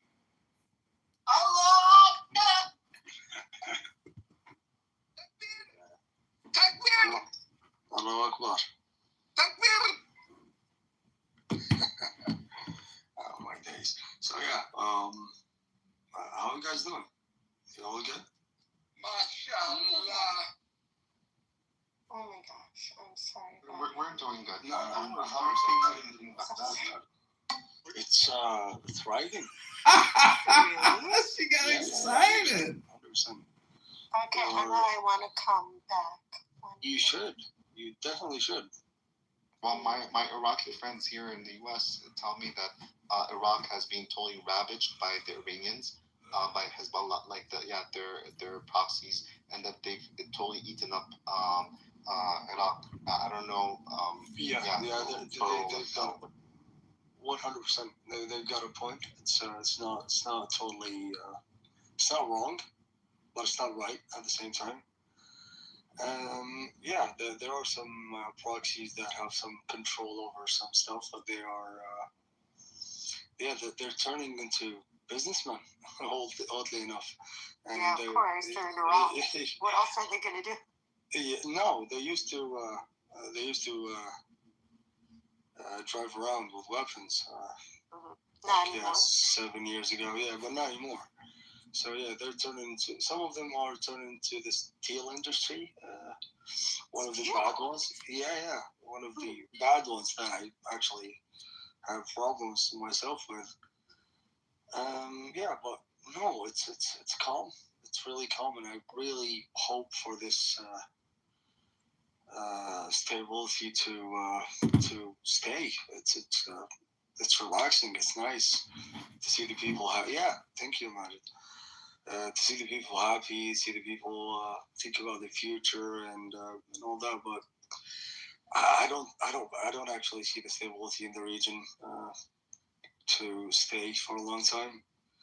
At any moment, war could break out and fucking hell let loose. So yeah, but I'm optimistic. So yeah, what's your guys' opinion about the issues in the region? What do you do, sir? What do I do? What? Like for a living? I'm an engineer. Nice. Yeah. What kind of engineer? Petrochemical. Oh, nice. Okay. Yeah. So you work in oil. I do work in oil. Baghdadi works in oil. Yeah. Typical. I love it. We love it pays good. You're American, so yeah, hell yeah. Oh yeah, we love oil. So are you an investor also? No, you just work. Yeah, I just work in a refinery. Yeah, just boring, but just it pays more. Get that I'm fucking sure. money, baby. Not many people know how to do what you Get do. that money, baby. Oh yeah, I think we could use one like you in America for like the definition of an. Come on. Give me that visa. Give me that green card. Come on, I'm going. Use more. Honestly. What were we talking about yesterday about the thing about Iraq? What? Gushing over You said Iraq. so much. Go ahead. You said so much. Only a few inappropriate things are sticking. Oh, really? Yeah, maybe we'll keep it. But all positive things. Okay, fair. All positive things. Yeah, of course. Right. Never. No one would ever disrespect an Iraqi in front of me. Oh, okay. Never. Why? Because I'm on commandment in Iraq, but I'm born in America. Oh, you're right. Really? Yes. Look it I'm a That's Kaldani. nice. Sorry, what? I'm Chaldean. Oh, Chaldean. Okay. No, you are 100% Iraqi then. You're 100% more Iraqi than you, my friend. Yeah, you're the old ones, man. Like, fucking hell, get back to your roots. Come back. Can you imagine? I've never been there, and like my Oh ancestors. my god, no, you should. You For definitely should. 5,000 years, Majid, no one was born outside of that land except me. I'm the one. You made the whole country. No. I want to build a hospital with my name on it over there. No, it's not the Assyrians who started like the civilization. It was the no, it's not the Assyrians, bro. Yes, it was. It was the Akkadians who became the Assyrians and Babylonians. We are that. I don't know what to tell you. No, it's just like it's the civilization stuff. No, what? Well, why don't you look it up? You want to look it up before you talk? Trust me, I've had like hours of boring conversation with my father about this. Trust me. Trust me. Like they coexisted. With who? With who? Sumerians and Akkadians, and then the two empires merged. Like I don't know in what age, into one civilization. It happened in the south. And then the Akkadians became the Babylonians and the Chaldeans. That's the way. I mean, the Babylonians and the Assyrians. Both of them. Yeah, that's what I'm saying. So did you see how they discovered those ancient Sumerian ruins? Yeah. And there's all this alien type of carvings, magic. Aliens! Alien head with a human body, and it freaks me out because it's 30 years old. Yeah. Where are they getting this imagery? Yeah, that's amazing. It's so cool, dude. Yeah. And it really makes you think that really, like, the most ancient of us are the fish, because they all sort of look, because the aliens sort of look fish in a way. Like, the membrane is the same, wet, and, like, translucent. And it gives this vibe. And it's very weird. Did they have an alien encounter? Because also, the book of Ezekiel, if you read the book of Ezekiel in the Bible, a very alien type of imagery that Ezekiel experiences, or was the man schizophrenic? We don't know what happened, but the visuals are very detailed. And it talks about a chariot lit on fire, heads pointing in different angles, very strange imagery. I've never read that. I would like to. Are you Muslim? No, I am of a Muslim family, but I'm not Muslim. Oh, okay. Yeah, he's secular or whatever. Yeah, kind of. Iraqis just don't give a shit about religion, I'll be honest. Yeah, true. They don't, but of course, the Chaldeans, like, we've actually become more religious in America, to be honest. Like, my grandmom. You guys had the first church ever. First Christians, yeah. First Christian church, yeah. First Christian church ever, yeah. Yeah, it's in the. Is it in Mosul or? I'm not quite sure. No, I think it's in the Hulk. What is? The oldest Christian church. Oh no, I don't think it's standing in Iraq anymore. It is. It is? It is. How? It's a miracle. It's like it's the oldest church ever. Look it up. It's the oldest Christian churches in Syria. No. Look, maybe I'm mistaken, but if you look it up, you'll find a video on it on YouTube. I've watched it. I've seen it. Yeah, but yeah, I think it is. I think either one of the oldest or the oldest. But yeah. So the oldest Christian church is obviously where Majid was born. Obviously. The site of the Last Supper, they built a church. So that one is considered like the first Christian church. So maybe the first, I don't know, Catholic maybe church or something? Yeah, maybe Catholic. Maybe the first Catholic church. I don't think so either, no. Not in Iraq. Yeah, I'm not. Whatever it is, we were old to be sure. We have old blood and it's so ancient and tied to the land. It's so rich with oil and resources and water, river running through it. Like, listen, all I want, like, do you think it would be a big ask to ask my husband to engineer the Hanging Gardens of Babylon, future husband, and then I would accept his proposal? At that point, I'd say okay. Or do you think that's a big ask? Magic, do you think that's a big ask? And my next question is, how come no one has recreated the Hanging Gardens of Babylon, which is widely considered, obviously, one of the wonders of the world, which means it has substantial proof from different sources describing the thunder there. And there were vertical gardens, like trees growing on top of the bridge, and like 2-3 floors, just plants hanging from the walls. The world's first vertical garden. They haven't created that in Iraq. It should be. At least in Dubai, even in Dubai, they haven't created it. I think no one's created it. This is like one of ours, like it's from the Middle East. It's from the world. It will be very fun to recreate. I mean, why not? Why hasn't it been recreated? And this is, by the way, what I like about Turkey. Until Erdogan got away with this, but they used to spend $1 billion just in Istanbul on flowers. Only on flowers.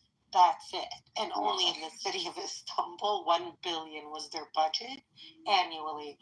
So many flowers, vertical gardens everywhere. Not like the Hanging Gardens, but just like walls of flowers. It's the new thing. It's my favorite thing. I don't like the Turks. I know who likes the Turks, but they have a beautiful country. Stop using ChatGPT like Unbelievable.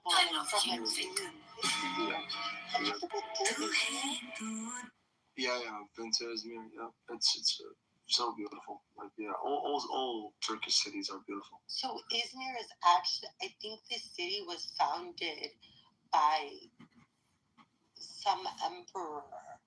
Izmir is the capital, right? No, Izmir is not the capital. Oh, well, which one is it? I forgot. It's not Istanbul. Is it Istanbul? No, it's not Istanbul, but I don't think it's Izmir. It's Ankara. Ankara, right, yeah. Ankara. Izmir is on the Aegean Sea, and it's surrounded by mountain. And if you get close enough within the mountain, there's like houses. So imagine you're on that house in the mountain. Just on a cliff. That's how it is. Yeah. It's kind of scary and amazing.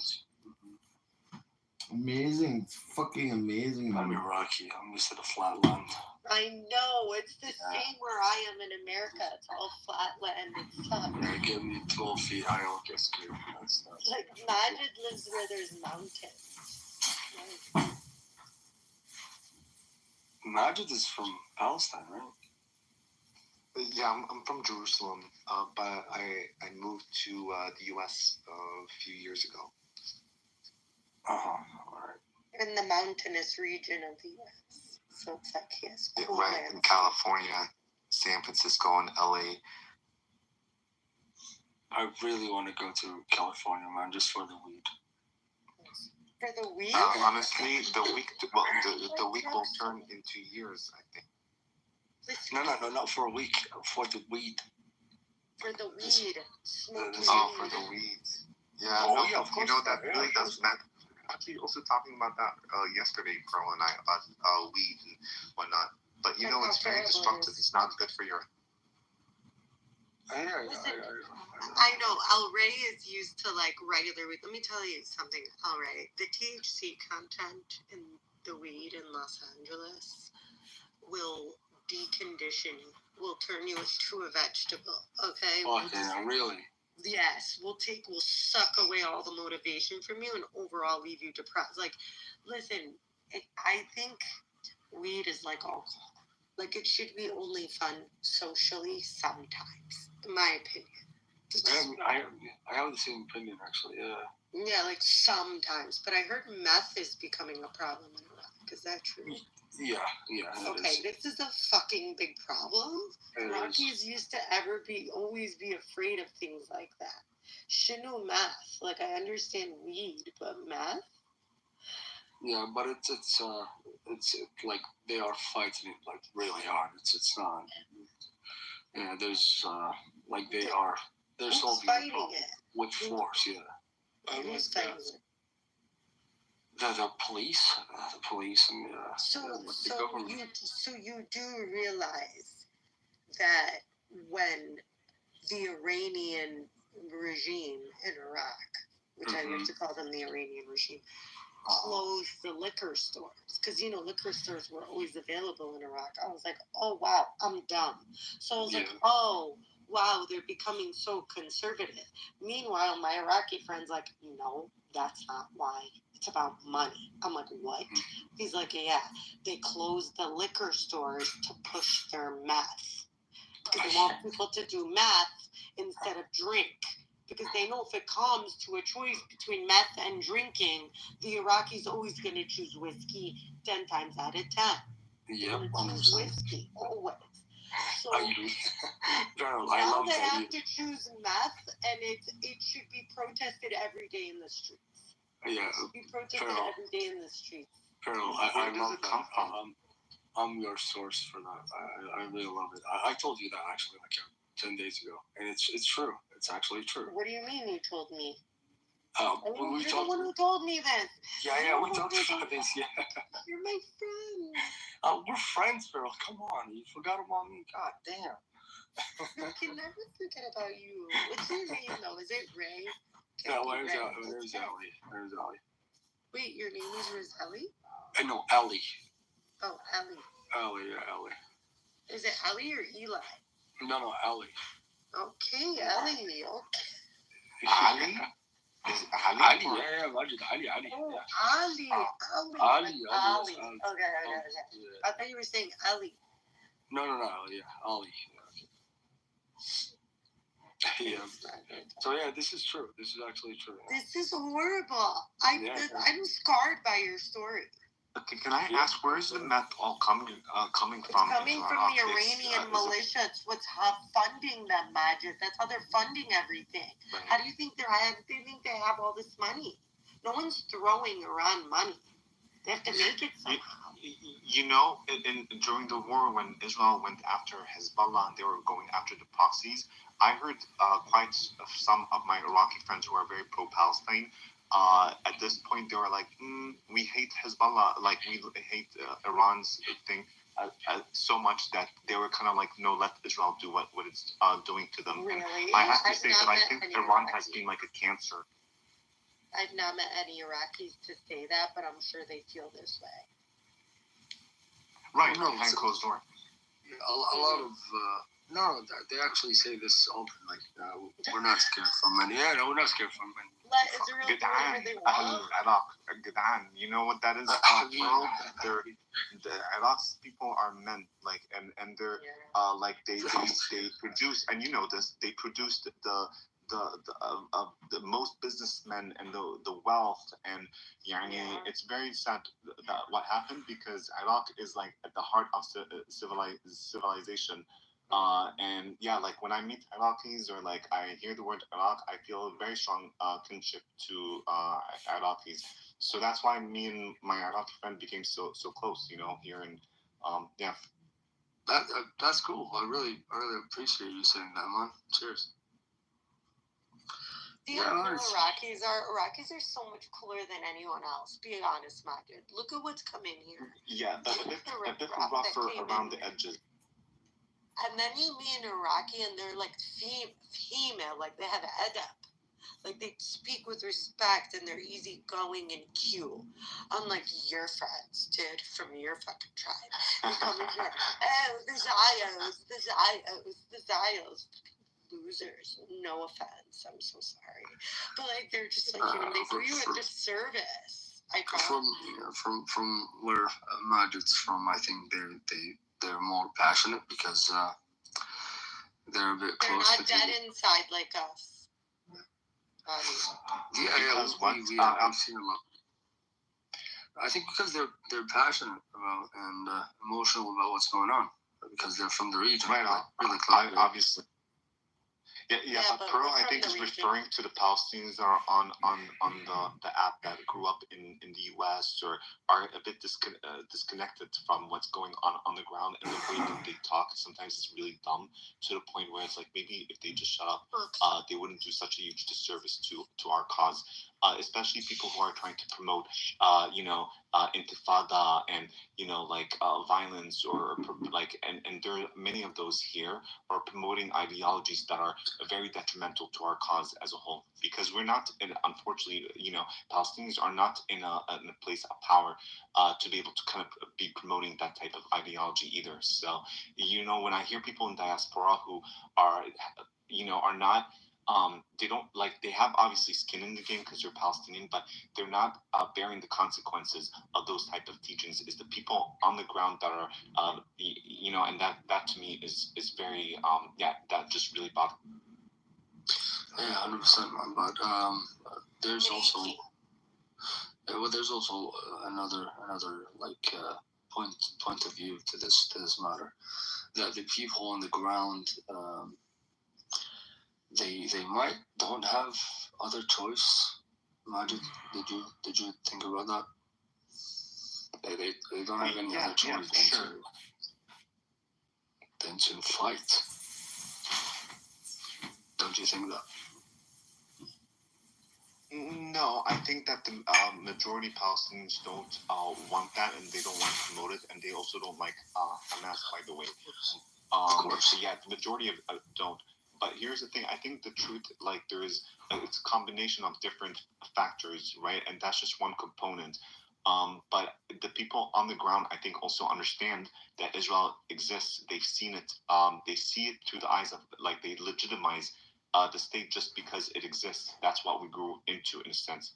So, I don't know. I think it's a very complex, it's just like everything about the Middle East is very complex. I actually disagree. I don't think it's complex. It used to be complex, but I think the solution is a two-state, and it always have been. But one side has all the power, and the other doesn't have anything. And the side that has all the power decided that those people will never have the same rights as the people of Israel. And it's but they do have the same rights. They live in Israel. How about the ones that live in Israel? They all have the same rights. I know that there's a few that live in Israel. There's not a few. There's 2 million. No, I'm not talking about the people in Israel. To be exact. But Pearl, I don't agree with you. But I'm not talking about the. They have the same right. No, what I'm saying is the Iraqi perspective of this. I understand it, by the way. It's a little more. It's not Iraqi perspective, Beryl. Come on. No, I'm telling you, these guys enjoy so many more luxuries than the Christians ever did in Iraq currently right now. Let me tell you something. They hold Israeli, the 2 million hold Israeli citizenship and are afforded all the rights. I'm not saying they're not treated as second-class citizens, but they get on. Okay, they're not all oppressed. Let Ali speak. I want to hear him driving his point. Yes. Yeah. Okay. No. I'm gonna ask for Pearl about the Christian in Iraq. like the Christians of Iraq. Oh, like I hate when somebody said that.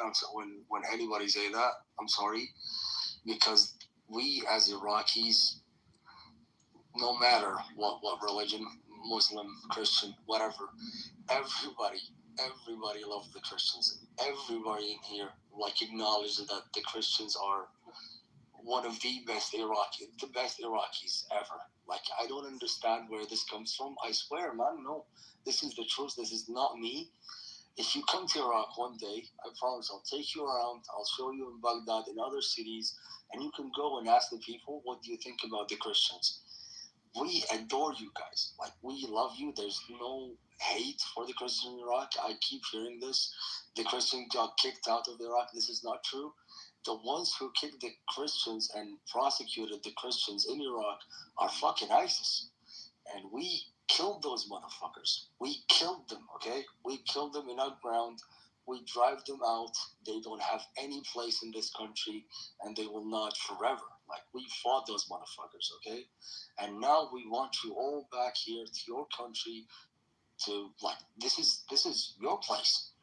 This is your place. You started this 5,000 years ago, and you need to come back to your country to build it again. That's what we want. So let's leave that, because Christians are loved in Iraq, and it's not of any debate. Okay, so back to the Palestinian issue. The Palestinians in Israel, they evidently have less rights than the Jews, but that's okay, because it's a Jewish country, it's a Jewish nation, and it's all right. It's I don't mind it. They can do whatever, but the West Bank and Gaza, those people don't have any rights. They can just drive tractors and destroy houses and get people out of them and seize the land. And just like that, nobody will talk about it. And people get killed. Also, East Jerusalem, East Jerusalem don't have any. So there, I don't know how many thousands, hundreds of thousands that live in East Jerusalem that don't hold any type of citizenship. And so, if they want to travel, they have to request in advance, a month ahead in advance, travel documents called laissez-passer. And if they leave the country, I believe it's 4 or 7 years, then they will lose any right to ever return. And so when we are talking about equality, I mean, those are issues that we cannot kind of gloss over, because they have huge implications on marriages, on families. But also, as a Palestinian citizen of Israel, yes, we are afforded many services, and we do. I understand that today Israel is it's a homeland for Jews. But we're definitely second-class citizens, and the inequalities are best seen when it comes down to land allocation. So there are many major Israeli cities that are being built all across towns, all across. But when it comes down to Palestinian or Arab cities, there is no. We haven't expanded. Basically, not enough land. We haven't been given land, and it's because of a very racist, underhanded type of policy of how it works to ensure that land allocation state lands, and the one that is privately owned is going to be given through committees only to Jews. In fact, I have my uncle. He married a woman, and she ended up buying a place in a kibbutz, or not a kibbutz, basically in a Jewish neighborhood. And the committee of that neighborhood, when they found out that he's an Arab, they pursued him. They basically wanted him out. So there's when it comes down to expanding our towns, we aren't able to. But since 1948, there have been many new Israeli towns, and so that's just part of it. But the education and also the right of return, which has huge implications on the population, because a lot of families have been separated, and so those are things we can't gloss over. And there's a lot of other things. But really, as you both were saying, Palestinians in Gaza, East Jerusalem, and the Palestinian territories, yeah, they're absolutely living under terrible conditions, and yeah, starvation the opportunity in Gaza. I mean, yeah. Now, and here's the issue as well, is that they keep talking about it in the media as though they're targets. 500 people or 400 people in one go is not a target. That's all the Palestinians have become targeted. Yeah. So how are you pro-Israel? You said earlier. How is that? So I mean, pro-Israel is a very strong word. Who are you telling me, or? No. Pearl said like we all here pro-Israel. Oh, I think she's a bit exaggerated. I never said that in my life, and if I said that, that's not something I would say as an Iraqi. But I am American, and I'm pro-America. America! And you know, then is to support these guys. You know, they're sort of an extension of the American Project Magic. And I'm sorry to say it, J-Lo, but they are. And we have a certain soft spot for them. This soft spot costs us a lot as Americans. It costs us a great amount, a great deal. But we do it. You know, it is what.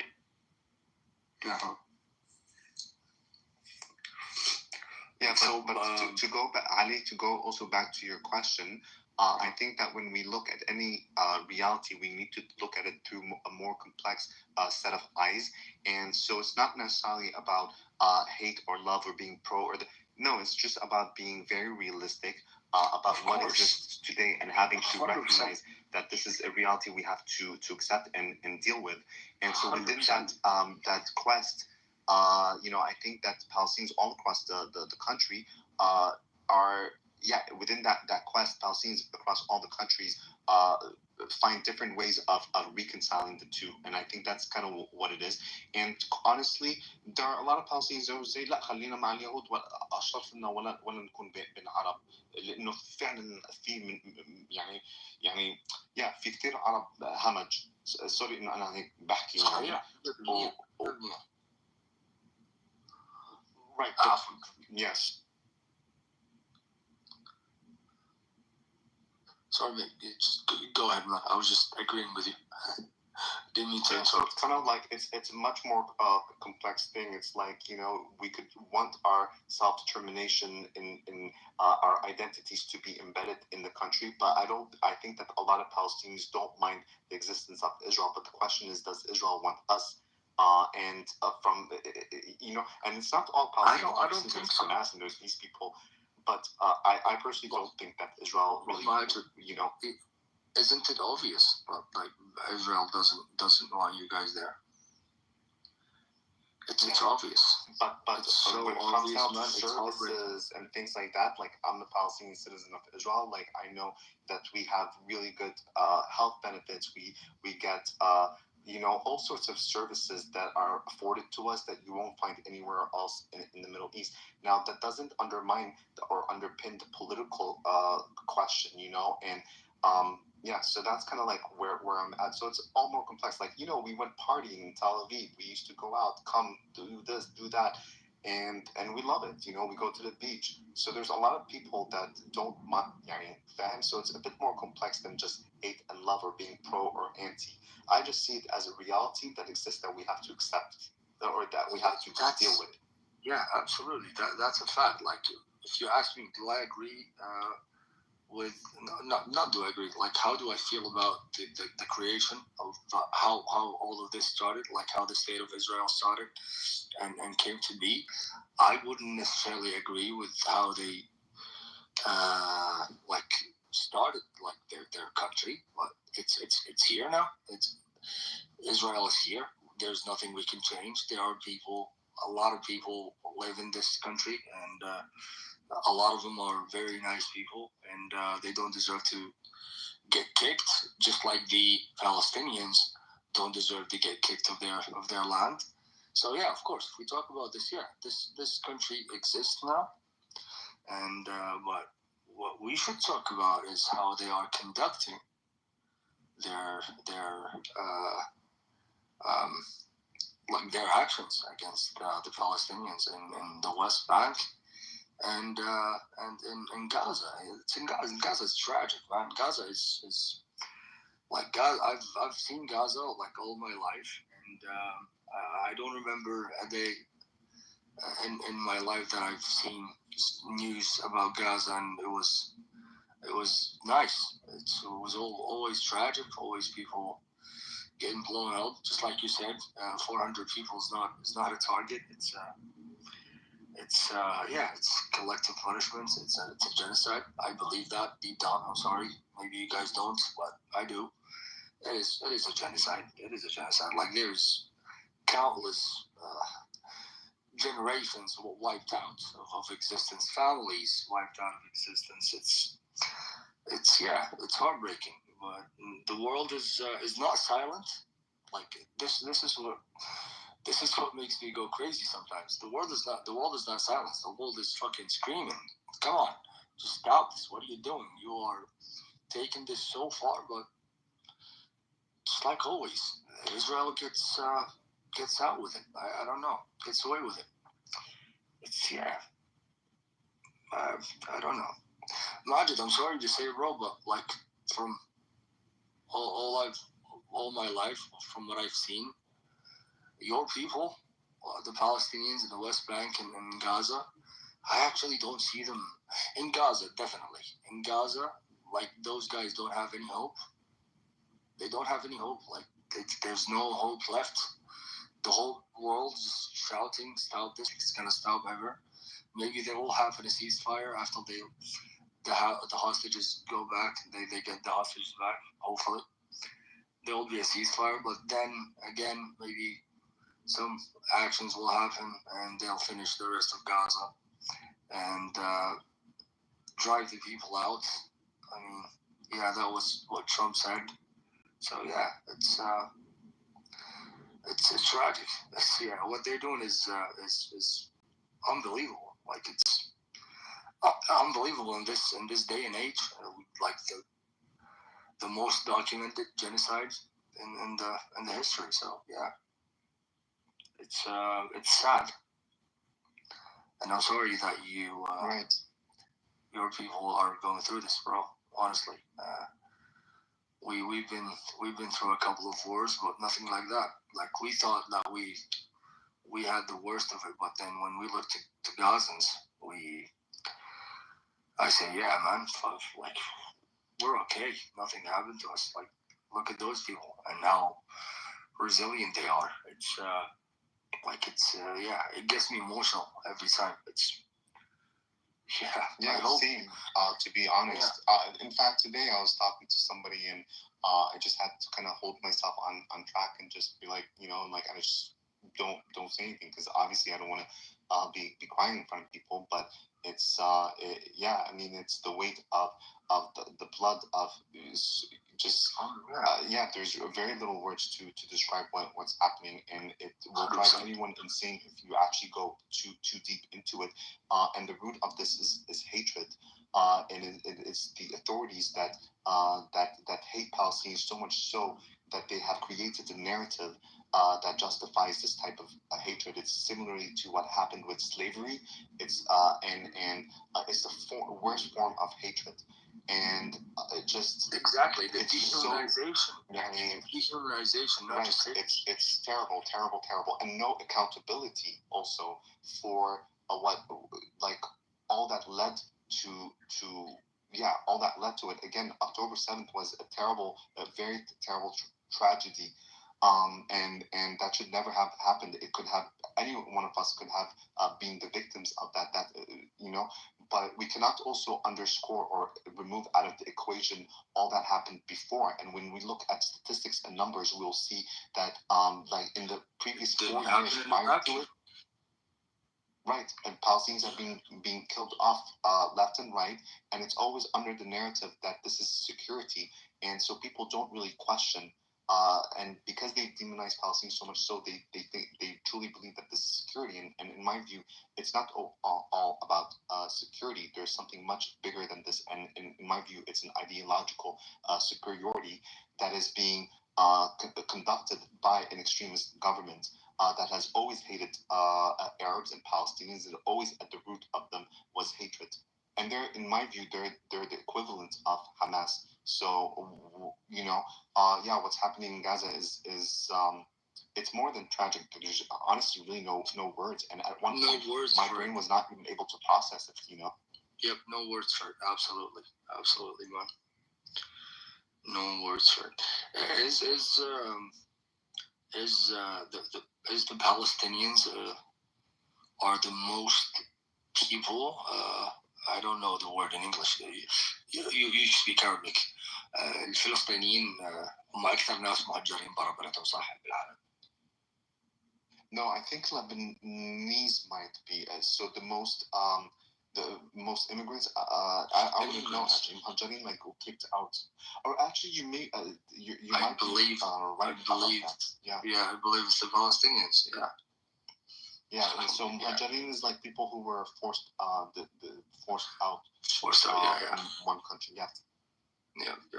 And these policies continued. I mean, these policies continued in so many ways to try to disarm as many Arabs. And it's like what happened is like you have Gaza, you have the West Bank, you have East Jerusalem, you have Israeli Arabs, and so it's like each one is fighting for like.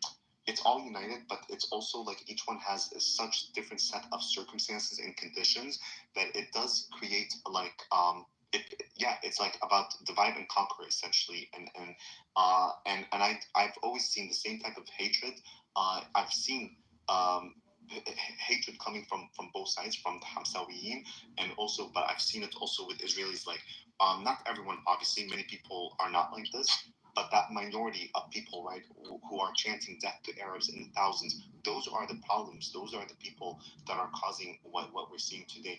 And actually, I also know because what's happening in Gaza is so bad that people don't realize that, in fact, the entire country, like in Israel, is in deep mourning. And so it's like it's a real, it's very sad for everybody, honestly. Yeah, man, it is actually. And here's the thing: what is the solution, right? Because now the fear is so much so like, especially with Jews, there have been, I believe this is 3 annihilation attempts, the Holocaust being the last one. So it's very much embedded in the DNA. And I do feel that Benjamin Netanyahu, who purposely has played into the psyche to make them fear Palestinians so much so that they will justify what's going on, because everything is seen through the lens of security at this point, and including the ethnic cleansing or to remove whatever. Netanyahu openly said that he allowed money to flow to Hamas to deny the Palestinians a state. Like he said that word for word. Like he said it like word for word. Like I allowed money to Hamas and to not to facilitate the 2-state solution. So yeah, this government actively killing Palestinians and indulge in money transfer to Hamas, a terrorist organization. Yeah, that's what they say. My opinion, I don't think it is 100% a terrorist organization. I'm sorry, I'm not a Hamas sympathizer, but I think sometimes people have enough and then they lose all hope. So they carry a weapon and go, just to die or whatever. So don't quote me on that. I don't sympathize with Hamas or any militias or whatever. I don't like those in Iraq. I don't like them anywhere in any Arab countries. My Lebanese friends some of my Lebanese friends are they happy and celebrated the fall of Hezbollah because they were used to control a lot of things.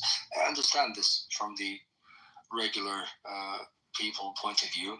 It's understandable, but yeah, this government of Israel is openly trying to not give Palestinians the self-determination or the rights that they deserve, and they're killing people. So it's a genocide. It's nothing else than that, genocide, and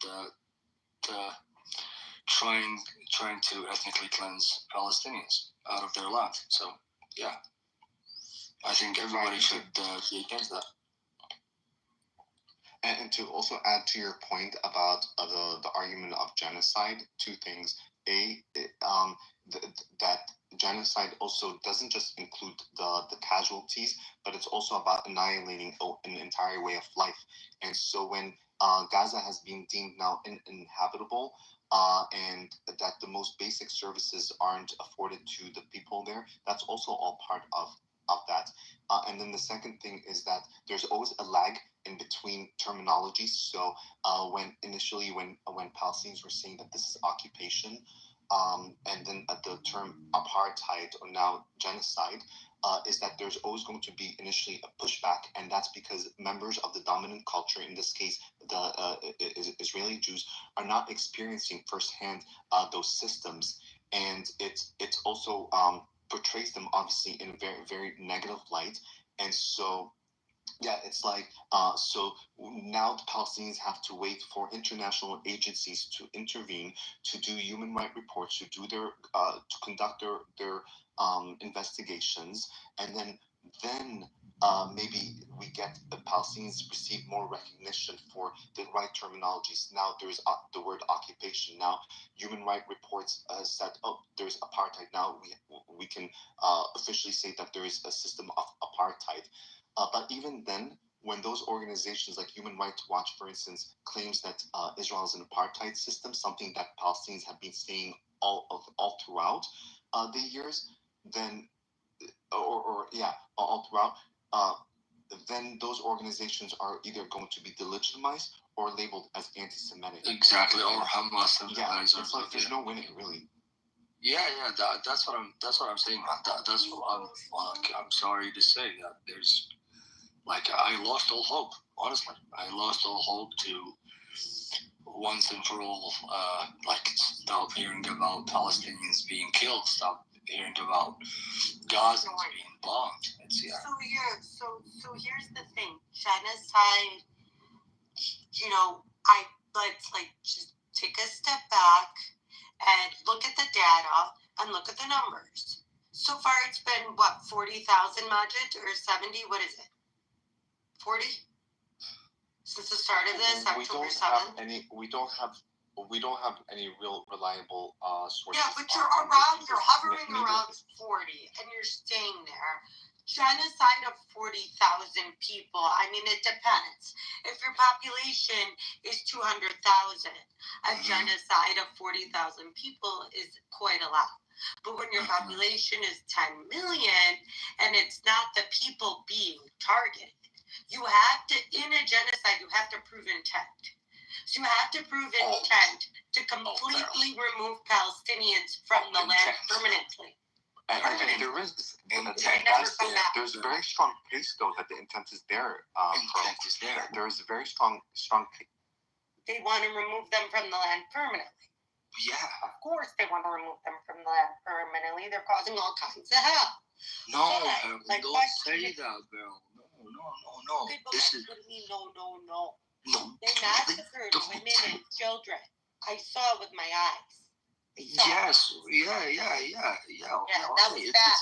It's unjust. Yeah, what happened on October 7th is unjustifiable. Okay, let's agree on that. It's a tragedy. It's very bad. It's very bad. But not again, a good luck. Yeah, but again, the government allowed the money to flow to Hamas to not give the Palestinians a state. So if the Palestinians had a state like 10 years ago, maybe we don't have the issue. There were deals on the table, and they didn't take them. No, that's not exactly. That's a talking point. I'm sorry, but I know none of these were palatable deals. I know none of them were realistic. But it wasn't only about palatable. It's an issue of intent. I don't believe that throughout it's always been the same story of, oh, we're going to go to negotiations, showing that we have the intent, pretending like we're the victims, and then claiming that they're the ones who broke the how do you say it? The deal or the negotiation. The deal. but this has been part of a playbook that people are not realizing, Listen, and then it doesn't matter everyone's just because drinking whoever agrees like to the that Kool-Aid. deal is going to get assassinated. Number one, we'll get assassinated any peace deal like this or Tuesday. It's not going to come to fruition, but I wish it would. However, you're further than ever, I think, from Tuesday's solution. Because But yeah, this has but made them Beryl, colder. This has but- made Israel colder to the idea of no, but Tuesday Beryl, woman. but there's a pattern.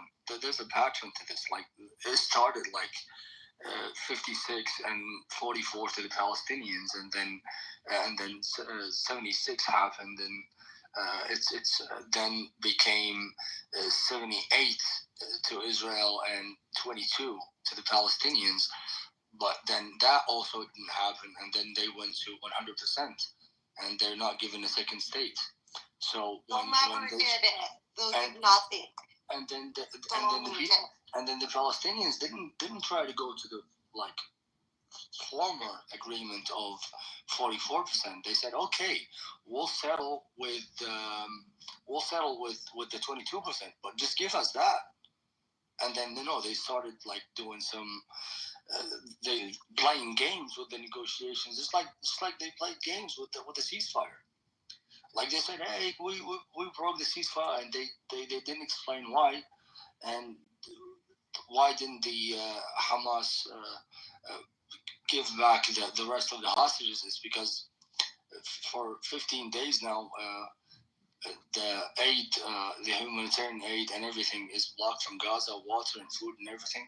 People are starving. Of course, they're not going to give you the hostages if you put in them like in all of this, and they playing games with the negotiation and whatnot. So yeah, it always Israel breaks the deal and they try to not give the Palestinians a state. So how do you expect them not to fight?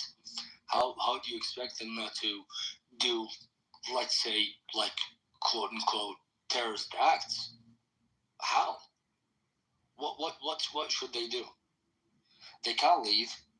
They can't live peacefully in their land. They don't have rights. They are occupied. And yeah, so what else? They can just die. They accept to die. Like what else they have? And now there's talks about like pushing them out to another country. Beryl, come on. It's obvious, I swear. Like it's really obvious. And like when I talk to like Zionists, I'll say that. Here's normal. He's gonna shout at me. Yeah, when I talk to Zionists, it's like they live in a different world. Honestly, in a different world. In a bubble of their own. We do live in a different world. We live in America. When are you gonna get it? You can't talk to these clouds. No, like talk to some Israelis. I understand. Like it's like in America or wherever you are in the world. Like we're all humans. No, we need to talk in logic. And